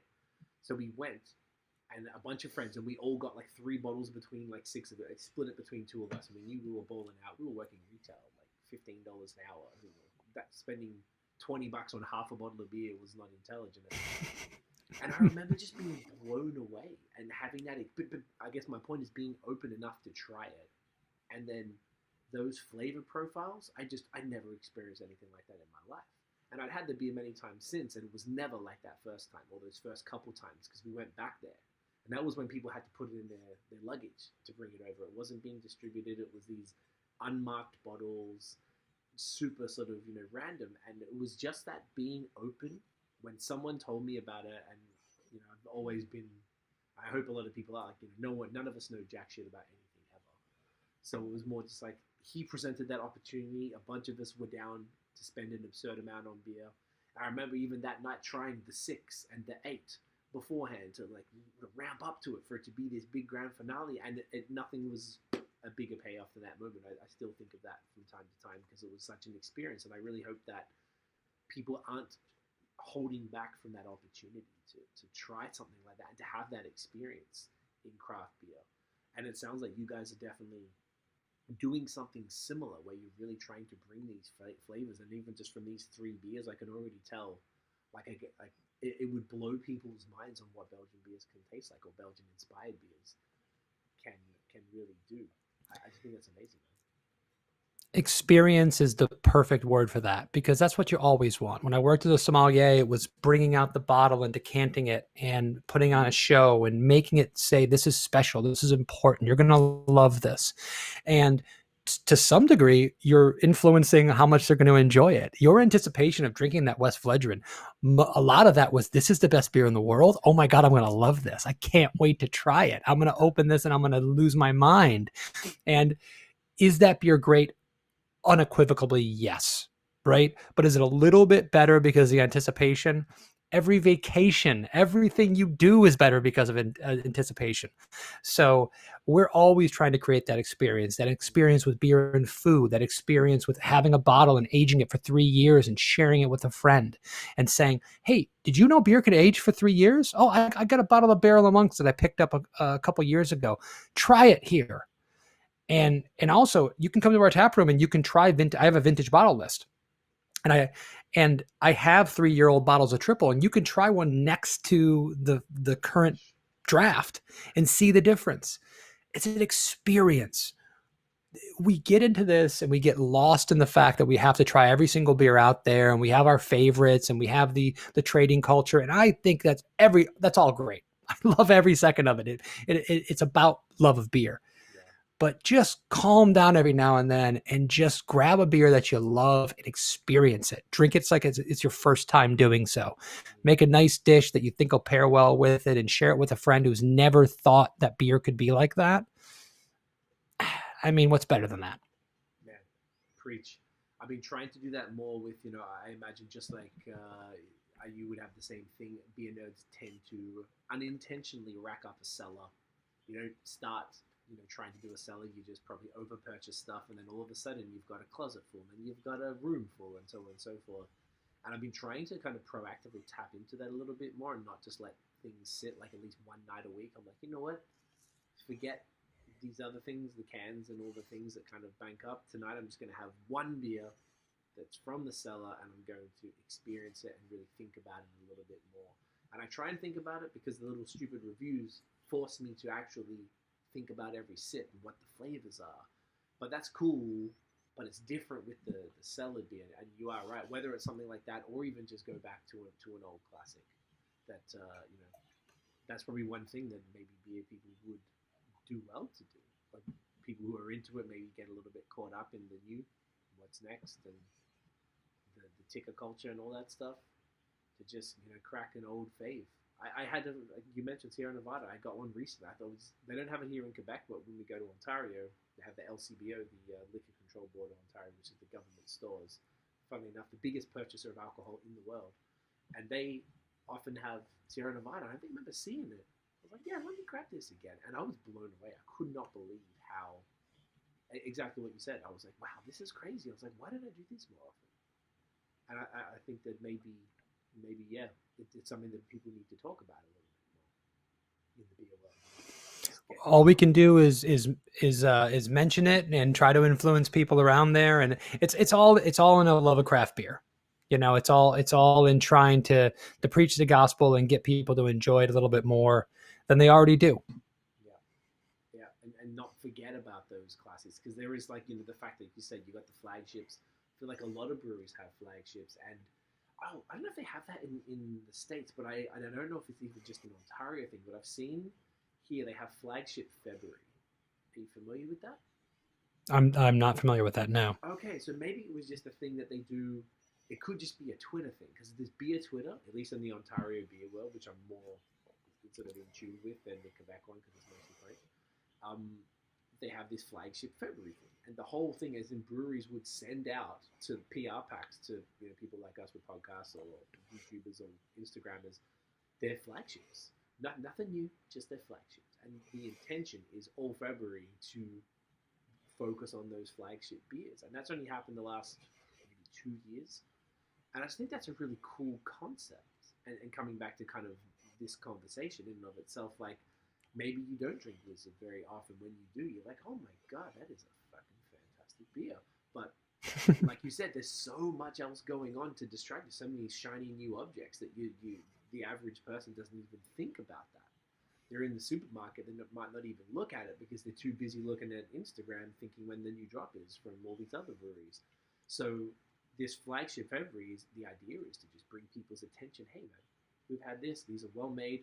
We have done this recipe for 15 years or whatever it might be. It's dialed in. It's essentially as perfect as it's going to be. Let's appreciate it. So, I think that concept's cool. Yeah, I'd love to support something like that. I mean, as you're saying this, I'm coming up with ideas in my head too. Is like, oh, what can we do on Instagram and social media to promote this kind of thing, and even promote things that aren't ours? Because at the end of the day, we want people to be thinking about craft beer in a different way, and we know that eventually the people that are in our area and have access to our stuff, it will filter down to them. Is that our stuff is quality, and it's something you can get your hands on and you can appreciate. And it's one of the great things about craft beer industry as well, is that we do tend to talk about other breweries that we love. We tend not to shy away from that, and things get a little more backbitey when our local areas start to get saturated. But we still love our fellow brewers. We still talk about our other breweries and national breweries and say, man, you can't get better than that. Yeah, That's an interesting part of our industry that I really appreciate. I definitely agree with that. That was one of the things that weirded me out in a good way. When I first got into beer, was like, why is everyone working so like closely with competitors? Why are they comfortable, supporting competitors like that? No other industry would do that. Like, you could call up a brewery down the street, but hey man, I'm out of this grain. Do you have it? Yeah, sweet. I'll bring some up. Whatever. That type of camaraderie doesn't really exist in any other industry, from what I've seen. That's true. It's kind of crazy, and but that's what makes it unique. I think that maybe because of the size, because craft beer is so small still, and it's the one what would you just call it, like a strange, like if you have a bunch of breweries in one area, it's actually not a bad thing, as opposed to if you had a bunch of vintage clothing. No, that's not a good example. Whatever, the same type of business, because then I'll be like, yeah, you'd probably go hopping there too. That could actually work out well. But like if you had a bunch of the same type of businesses in this close sort of knit area, it's typically not the greatest thing in the world. But brewery cruises and people doing brewery hopping and stuff is a common thing, and it makes the area more appealing if you've got multiple breweries around, as opposed to if you're this one brewery kind of in the middle of nothing else nearby. It's a destination, and maybe people would just sit there. But if there are 3-4 other breweries within 5-minute drive, 10-minute drive, then people would actually, they'd make that an afternoon or an evening or whatever it might be. It's a weird thing. It's an interesting psychological thing, and you even see that with like chain restaurants and plazas. You see 3 chain restaurants go up in large shopping malls because they know that you're not going to eat at the same place 6 nights a week or 7 nights a week. Breweries know that you're not going to come here every single day. I don't need you to come to my brewery every single day. If you come by once a week and you're a regular customer and you're spending money and supporting my brand, I'm a really, really happy guy. And I think that's the same philosophy for those brewery hoppers, that they can go around and hit multiple places and find their favorites. It's, I never saw, obviously, when I was in the wine business and working in restaurants, I never saw myself getting into the beer industry. I didn't even know that was an industry. I didn't know that was a possibility that you could do. And turns out it's the best decision I ever made in my life. And I can't picture doing anything better. And for a lot of reasons, many of the things that we mentioned today. Yeah, man. I couldn't agree more, and I know I'm sort of on the perimeter, sorry, of craft beer and stuff, but it's so obvious. Oh, it doesn't matter where we go in the world or where I speak to anybody, the types of people that are involved in beer are very consistent. Everyone is just the coolest. Like, there's hardly anything negative you could say about the people in the industry.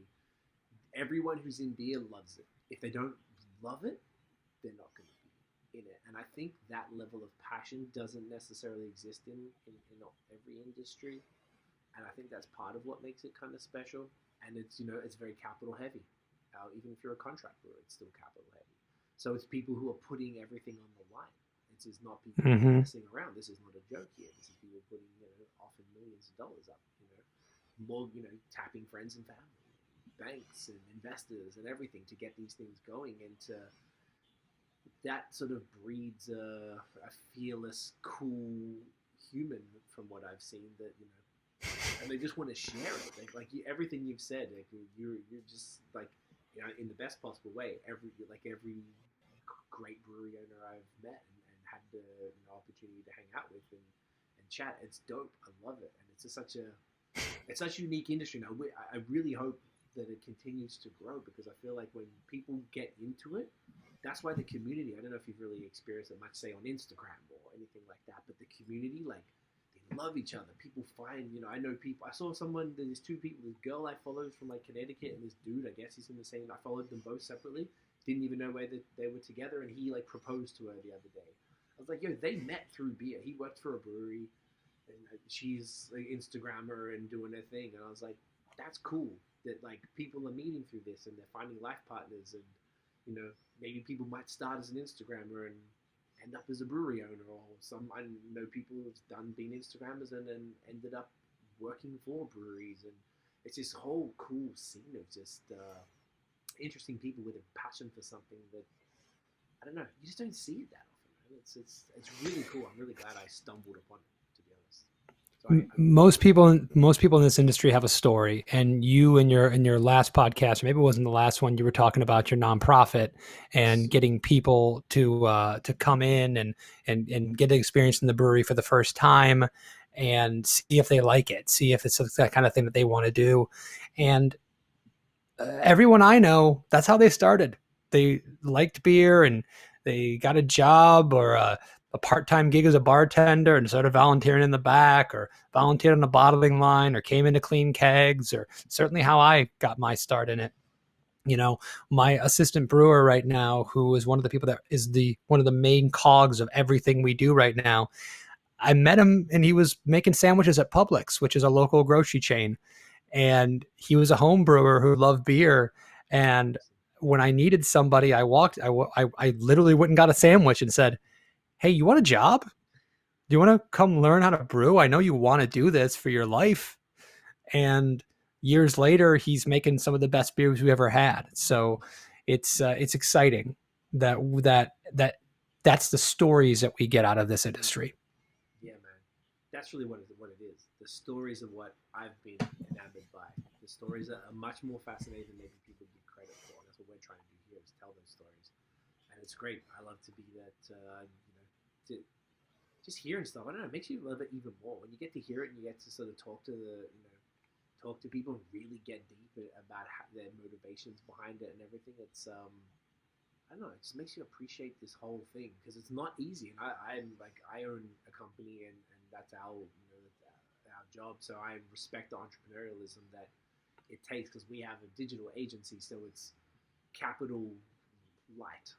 You guys are the literal opposite, and I can only imagine what it takes to do that. So I have the utmost respect for that side of anyone who has the balls and to go in and just give it a crack and make it work, because there's so many things that can go wrong. It's so it's like every little thing has to go right. The process is science. The shit is not exact. I mean, it is exact, but sometimes it's not. And sometimes the tiniest little thing changes everything. And then on top of that, branding, marketing, timing, because these things have lifespans and blah, blah.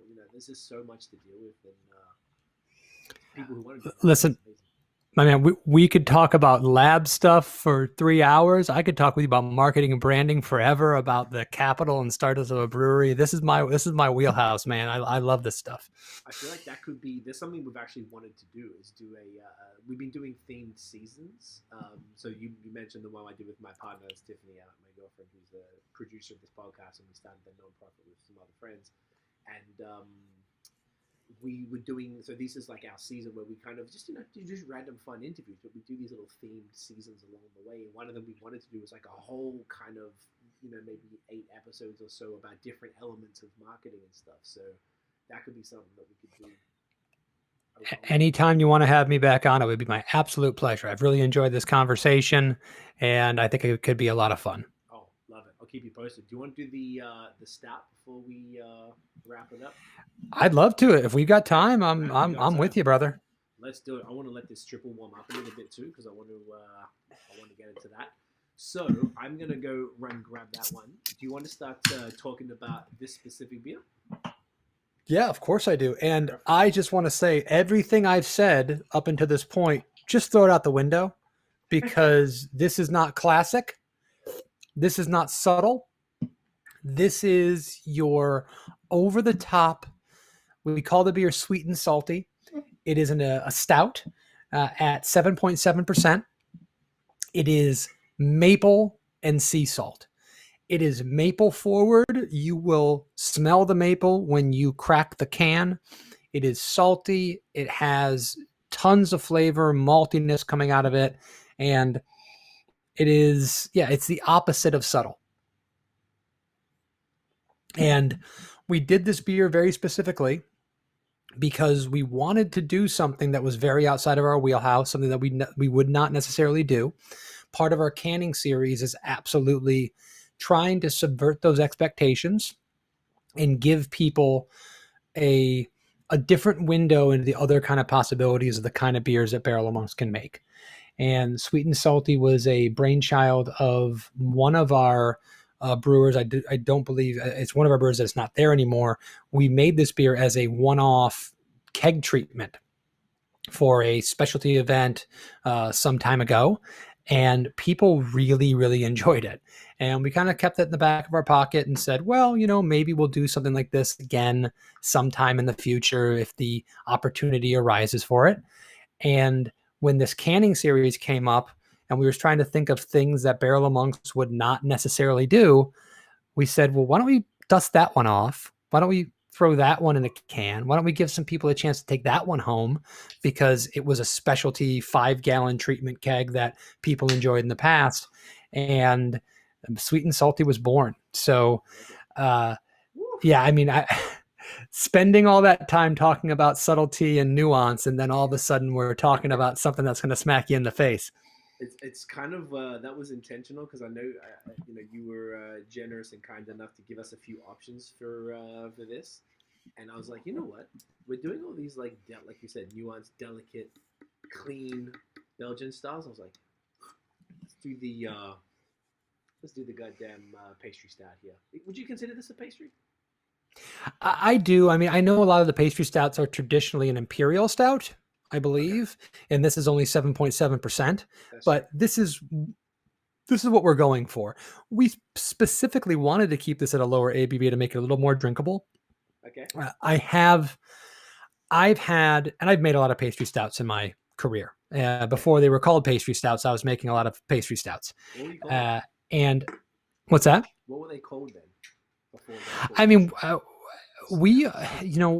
when I was at Funky Buddha, I mean, we were just trying to make culinary beers. We were trying to do what Dogfish Head did. We wanted to do crazy adjuncts and fruit flavors and chocolate and vanilla and caramel and all those kind of things. Okay. And we just called them extreme beers, honestly. I mean, we come from the Extreme Beer Fest in Boston every year. And I think this is just the natural progression of that style of beer. I love it. Cheers, bro. Salute. But you've got that big maple nose. You've got an underlying stout with a little bit of fruitiness from the yeast strain that we use on this. And then the back end, you've got a little bit of salt. We're agonizing over how much to use in this because perception is so unique to an individual, right? We did a treatment because when we make this beer, we add a certain amount of salt into the boil. You can't use too much sea salt or else you'll kill yeast. So you have to get to a certain level, and then you have to add the rest of your salt in your secondary. So me and the three brewers, the three people that actually do the real work and actually have a job to make this beer, not like me, all sat around and tried different treatments of 5-gallon treatments of this beer with a different salt volume. And it was hilarious because one person would go, this salt is over the top and too much. And another person would go, I can't taste the salt at all. And you go, well, how can those two things exist simultaneously? That's not fair. If we're trying to do something, we've got to make sure that people can taste it. So it's a really hard thing because taste is different from everybody, but we tried to find a nice balance that worked for all of us, that gave it a savory aspect. 'Cause that's what we were looking for. I'm not looking for it to be, ocean water. I don't want it to be briny, but I wanted to give it a savory, sweet aspect to go along with that nice base stout and the roastiness that comes along with it. I think you nailed that. I don't think I've ever had a. It's like the chocolate is there so heavily in a great way, but there's like it's like the salt squashes the sweetness, which essentially I guess would stop it being too cloying. Plus it's only 7.7, so it's not like over the top of like too much. It's this is incredibly unique, man. The Thank volume you. of salt. How would you compare that to say something like a salt beer? Gosh, like a Goza or something like that. Like a Goza. Yeah, is it similar? So we do a Goza. We had to do a little bit more salt in this than a Goza, just because Gozas are traditionally lighter in body. So you're not competing with as much flavor, right? Because every time, if I've got a 5.5% Goza, like I do actually do one called Blood Orange Bliss. It's a Goza with blood orange and sea salt. Nice. Well, I'm fighting with a little bit of citrus and a very little malt at 5.5%. I can use a little bit of salt. It goes a long way. Now I'm fighting with all this maple, a big malty, chocolatey 7.7% stout. Well, I got to raise this. And I mean, it's really this dance that's really, really hard to get right. And I always say this, and I believe this to my core. We have never done a full batch of this beer until the one you're trying. Okay. It is not perfect. If we ever do it again, it'll be better. And if we do it 5 times, it'll be freaking perfect. And that's what you're always trying to go towards. The beers that you tried, and we were talking about the wit beer, the reason why that beer is so damn good, I believe, you also said some kind words, is because we do it every day. we have experience with it. When you have a beer you only make once a year or as a one-off, it's hard to nail it every time. You roll the dice, and that's one of the big criticisms of like the breweries whose business model depends on 4 new beers a week. That sometimes they'll do the rotating ones where they'll bring the same beer back every other month or something, but more often than not they don't have time to perfect it, and that has pros and cons. The pros, I guess, it's fun, it's different. Like it's a roll of the dice. Is it going to be great? Is it going to be not so great? Could go either way, but you know what? This is feeding that beast. I guess, right? The beer nerd beast of the FOMO and wanting to try something new. And I was really interested though when I saw the selection that you said it was 4 Belgian stuff and then 2 non. And I was like, well, we have to at least do one of the other one. I just thought if we did a triple, I wanted to kind of sit on that. It was a little bit higher, and I'll be able to get through these no problem. But if it was 10% beer, I was like, I don't know if I could. I don't want to waste it. So let me do that another time. And I thought this was the most, like you were saying, you did for your 6th anniversary, the double IPA, just to prove a point, which is such a cool idea. The triple IPA, I'm genuinely fascinated to try it. For this though, because we were talking through all of these Belgian beers, I just thought this was like such a different direction than all the other. Yeah, it's a left turn. It's a total left turn, and it's you've used the same house yeast in this, yeah? Man, yes. So crazy. So like, what does that deliver? Because now I've tried we've had 3 different beers with essentially the same yeast. Is that correct? Using it, or mostly? Same yes. Triple, same yes. wit, and different in the blonde. Mm-hmm. Or was it the same in the blonde? Yes. Okay. Yes. That explains all the mouthfeel and all that type of stuff. Amazing. So this one, same yeast or slightly different? So this is our what we B42. Yes, this is a yeast that we use in the triple as well. The expression of this yeast, though, and this is one of the most interesting things about yeast, and this is why I said we can talk freaking science all day long. When you ferment at different temperatures, you get different expressions of yeast. Okay. A phenolic yeast strain can be more estery and more fruity depending on how you use it and what attenuation goes through, how you pitch it, how many cells of yeast you pitch in. I mean, it's bananas, man. You can modify something by 1% of pitch rate and change your flavor profile of a beer. I love that stuff. So this is more expressing a fruity flavor profile than what we get a little more of a phenolic flavor profile or a balanced phenolic and fruity flavor profile with the triple. Okay. And we tend to see that with the darker beers that we do with this yeast strain. We don't do all of our darker beers with this yeast strain, but this is one that we chose to do this one. And you get You get more esters. You get more fruit forward. There's chocolate malt in here. There's stout, typical stout malts that give you a chocolatey flavor, but that dark fruit that's in the background of that is all propped up by the yeast strain. Interesting to note that down. That's actually really good. I was curious to what it was because I mean, obviously, once again, this is straight from the fridge, so I imagine it might shine through a little more as it warms, just like with the Tripel there. It's so unique, but I'm getting like straight pastry stout for the most part. I know, like you said, pastry probably, you're right, it's probably like a 10% plus type of thing, but I've heard, I don't even know what else I call it, dessert stout maybe.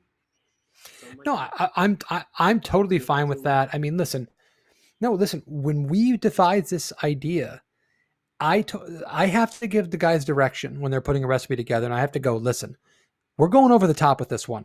I want this to smack people in the face. I want them to go, wow, this is freaking exactly what they said it was going to be. And with some of my other beers, I might go, guys, I want this to be subtle. I want this to be a nuance of the beer. I want it to be a part of the conversation. I don't want it to be the whole conversation. And we're going to do that depending on the tradition of it. Have we released it before? Is this a new kind of thing?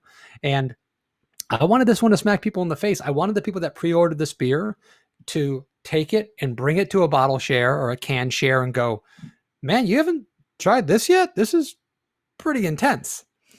And I want to open up that conversation that Barrel Amongst does some stuff like this. I think I don't know, man. I think it's really smart because this is what I was saying before about being surprised by it, not knowing. I didn't even look it up when we spoke. I was just like, hell yeah, let's go. Didn't check it out until more recently and saw the breadth of what you guys were doing. But when I saw these, I just thought, this is like such a cool addition to the repertoire. And now you've explained why and how that all came about, so it all makes a lot more sense to me. But just the initial feeling was like, it didn't feel weird that a brewery that I would associate with strictly Belgian stuff would be doing something like this dessert pastry kind of big stout, as well as these IPAs and things like that. I think it's cool because you are still using that yeast, which is authentic to what you do. But like you said, it's those nuances, which the temperature, small things to use these same yeast that typically a person like me hasn't been a big fan of for quite a while. You've like no word of a lie, not blowing smoke. Like you've really converted. I really have been genuinely intrigued and interested and enjoyed every single one of these beers. And on paper, they're not my thing. This is, but the other ones aren't. and I've enjoyed them thoroughly. These empty glasses are all there. This is great. Well, when you try that double IPA, a triple IPA, I should say, we won't be on camera at that time. We won't be having a conversation, but I want to hear from you. You email me, you let me know what you think. Cause I love honest feedback. I'm really proud of that. And I'm interested to see what your play on that. Cause that's a hazy IPA flavor profile. It's not milkshake, right? It's not completely opaque, but it has that kind of vibe and that flavor that I think you would enjoy, and I'd hope to get your feedback from it. Oh, not a question. So when you mean like, I know what you mean, like it's sort of opaque as opposed to like a murky, like orange juice type of thing. Okay. Totally get you.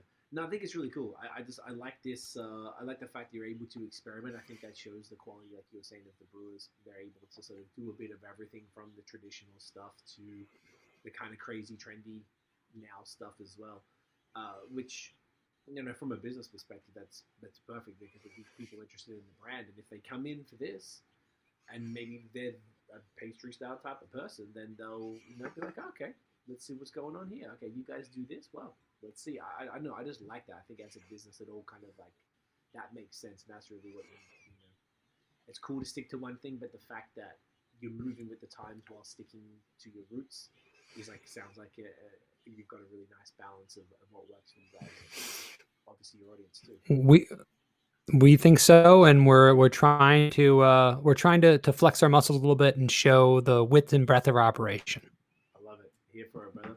So then, as far as what can you tell the folks about what's what do you guys got coming up that you'd like to share as far as maybe there's releases or things for people to look forward to? Being it's October now, so in the fall. Yeah, I mean, we've actually got our Imperial Stout coming up. Parade of Souls will be out in a couple weeks, as well as a beer called Owen, which is a triple aged in a tequila barrel, which is the perfect barrel for a triple because those phenols go so well with the spicy characteristics of a nice añejo or reposado tequila. So it's going to be out in late October. And then in November, we're going to have our Father Christmas will be out in the store shelves and available at our tap room, which is such an important beer for us. A big, spicy Christmas Belgian dark strong ale. It really speaks to who we are at our core. And that's really what we got going on the rest of the year. These beers are really only available, for the most part, in our tap room. Father Christmas is available throughout most of Florida in some large retail outlets. There will be some that will go to a couple different states and maybe a little bit overseas. But, most of our beers are really only available at our tap room. We're working on some shipping options. We're working on some things we might be able to do in the future, but right now we can't do any of those things. So I know your listeners are from all over the place and probably can't get Barrel of Monks in their local market. We're working on that, but we'd love for people who have a chance to get their hands on it to give it a try. I love it. That's what trading's for. That's what. Yes, absolutely. I feel like the trading game is probably like 10x during these pandemic times when maybe movement wasn't as much. Even for us, like I used to travel all the time. That was part of what we did, and now we've sat our asses here for the vast majority of the last 2 years. And trading and shipping beer and stuff is what's kept it all alive, even if it's not 100% by the book, because you guys have nothing to do with it. You don't know what people do when they buy beer. It's what it is. For the record, for those who are listening, which markets can people at the very least get Havana and Wizard in? So we are selling some beer in Pennsylvania, in the Philadelphia area. We're selling some beer in Vermont. We're selling some beer in Montana, California, also Delaware and Maryland. We're doing distribution in those states.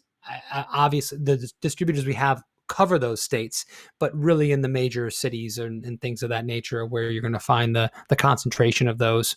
And then, all throughout Florida. All throughout Florida. I love it. No, it's amazing. Yeah. Kevin, this has been awesome, bro. We got to get the thumbnail for YouTube, so I'm going to take a screenshot. You want to hold up some beers there, and we can look pretty for the people. I'm going to try and see if I can get all 3 bottles in my hands. Yeah, I can do it. Yeah, you got that. All right, come on. I got it. Oh, shit. Come on. I'm not used to grab I'm just trying to get everything in the same screen and doing it really, really poorly. Right? Gorgeous. Kev, stick around after we'll wrap this up and then we'll finish up. But where can everybody find Barrel of Monks online? barrelofmonks.com. Pretty simple. All of our social media, Instagram, Facebook, type in Barrel of Monks, you'll find us. We own all those links, so that's pretty easy. And you can see all the new things we have coming up. If you're a trader, if you know someone in the area and you want them to come down and get one of our beers, check us out on Instagram. All the stuff goes up there. We're selling beer on Osner. If you're on that app, which is becoming bigger and bigger throughout the country, and you can check us out there. And also, if you are a big podcast fan, of course you are, you're listening to this one and you love craft beer, you can actually check me out as well on unitedwedrink.com. Or United We Drink is the name of the podcast, and we're on every single one of those, Google Play, Apple, everything. And it's me, my head brewer, and one of my best friends who actually works in another brewery local to us, and we talk about beer all the time, and it's a lot of fun. So you can check us out there as well as United We Drink podcast. I am subscribing right now, sir. Kev, you're a champion, bro. Genuine pleasure to hang out. This was really interesting. It was engaging. The beers were phenomenal. I appreciate your time and your generosity. This has been a ton of fun. So everyone, please go follow Kevin, United We Drink at the podcast, and obviously Barrel of Monks everywhere. Guys, if you enjoyed this episode, mate, smash the thumbs up. Hit subscribe below, hit the notification bell so you know when the new drops. Follow us on social media at BAOS Podcast. We are dropping podcasts every Wednesday at 8 p.m. Eastern. As we were recording this one, there was another one going live beforehand, which was, what's the word? Meta, sort of, kind of? Maybe not. But either way, we'll see you guys next week. Cheers.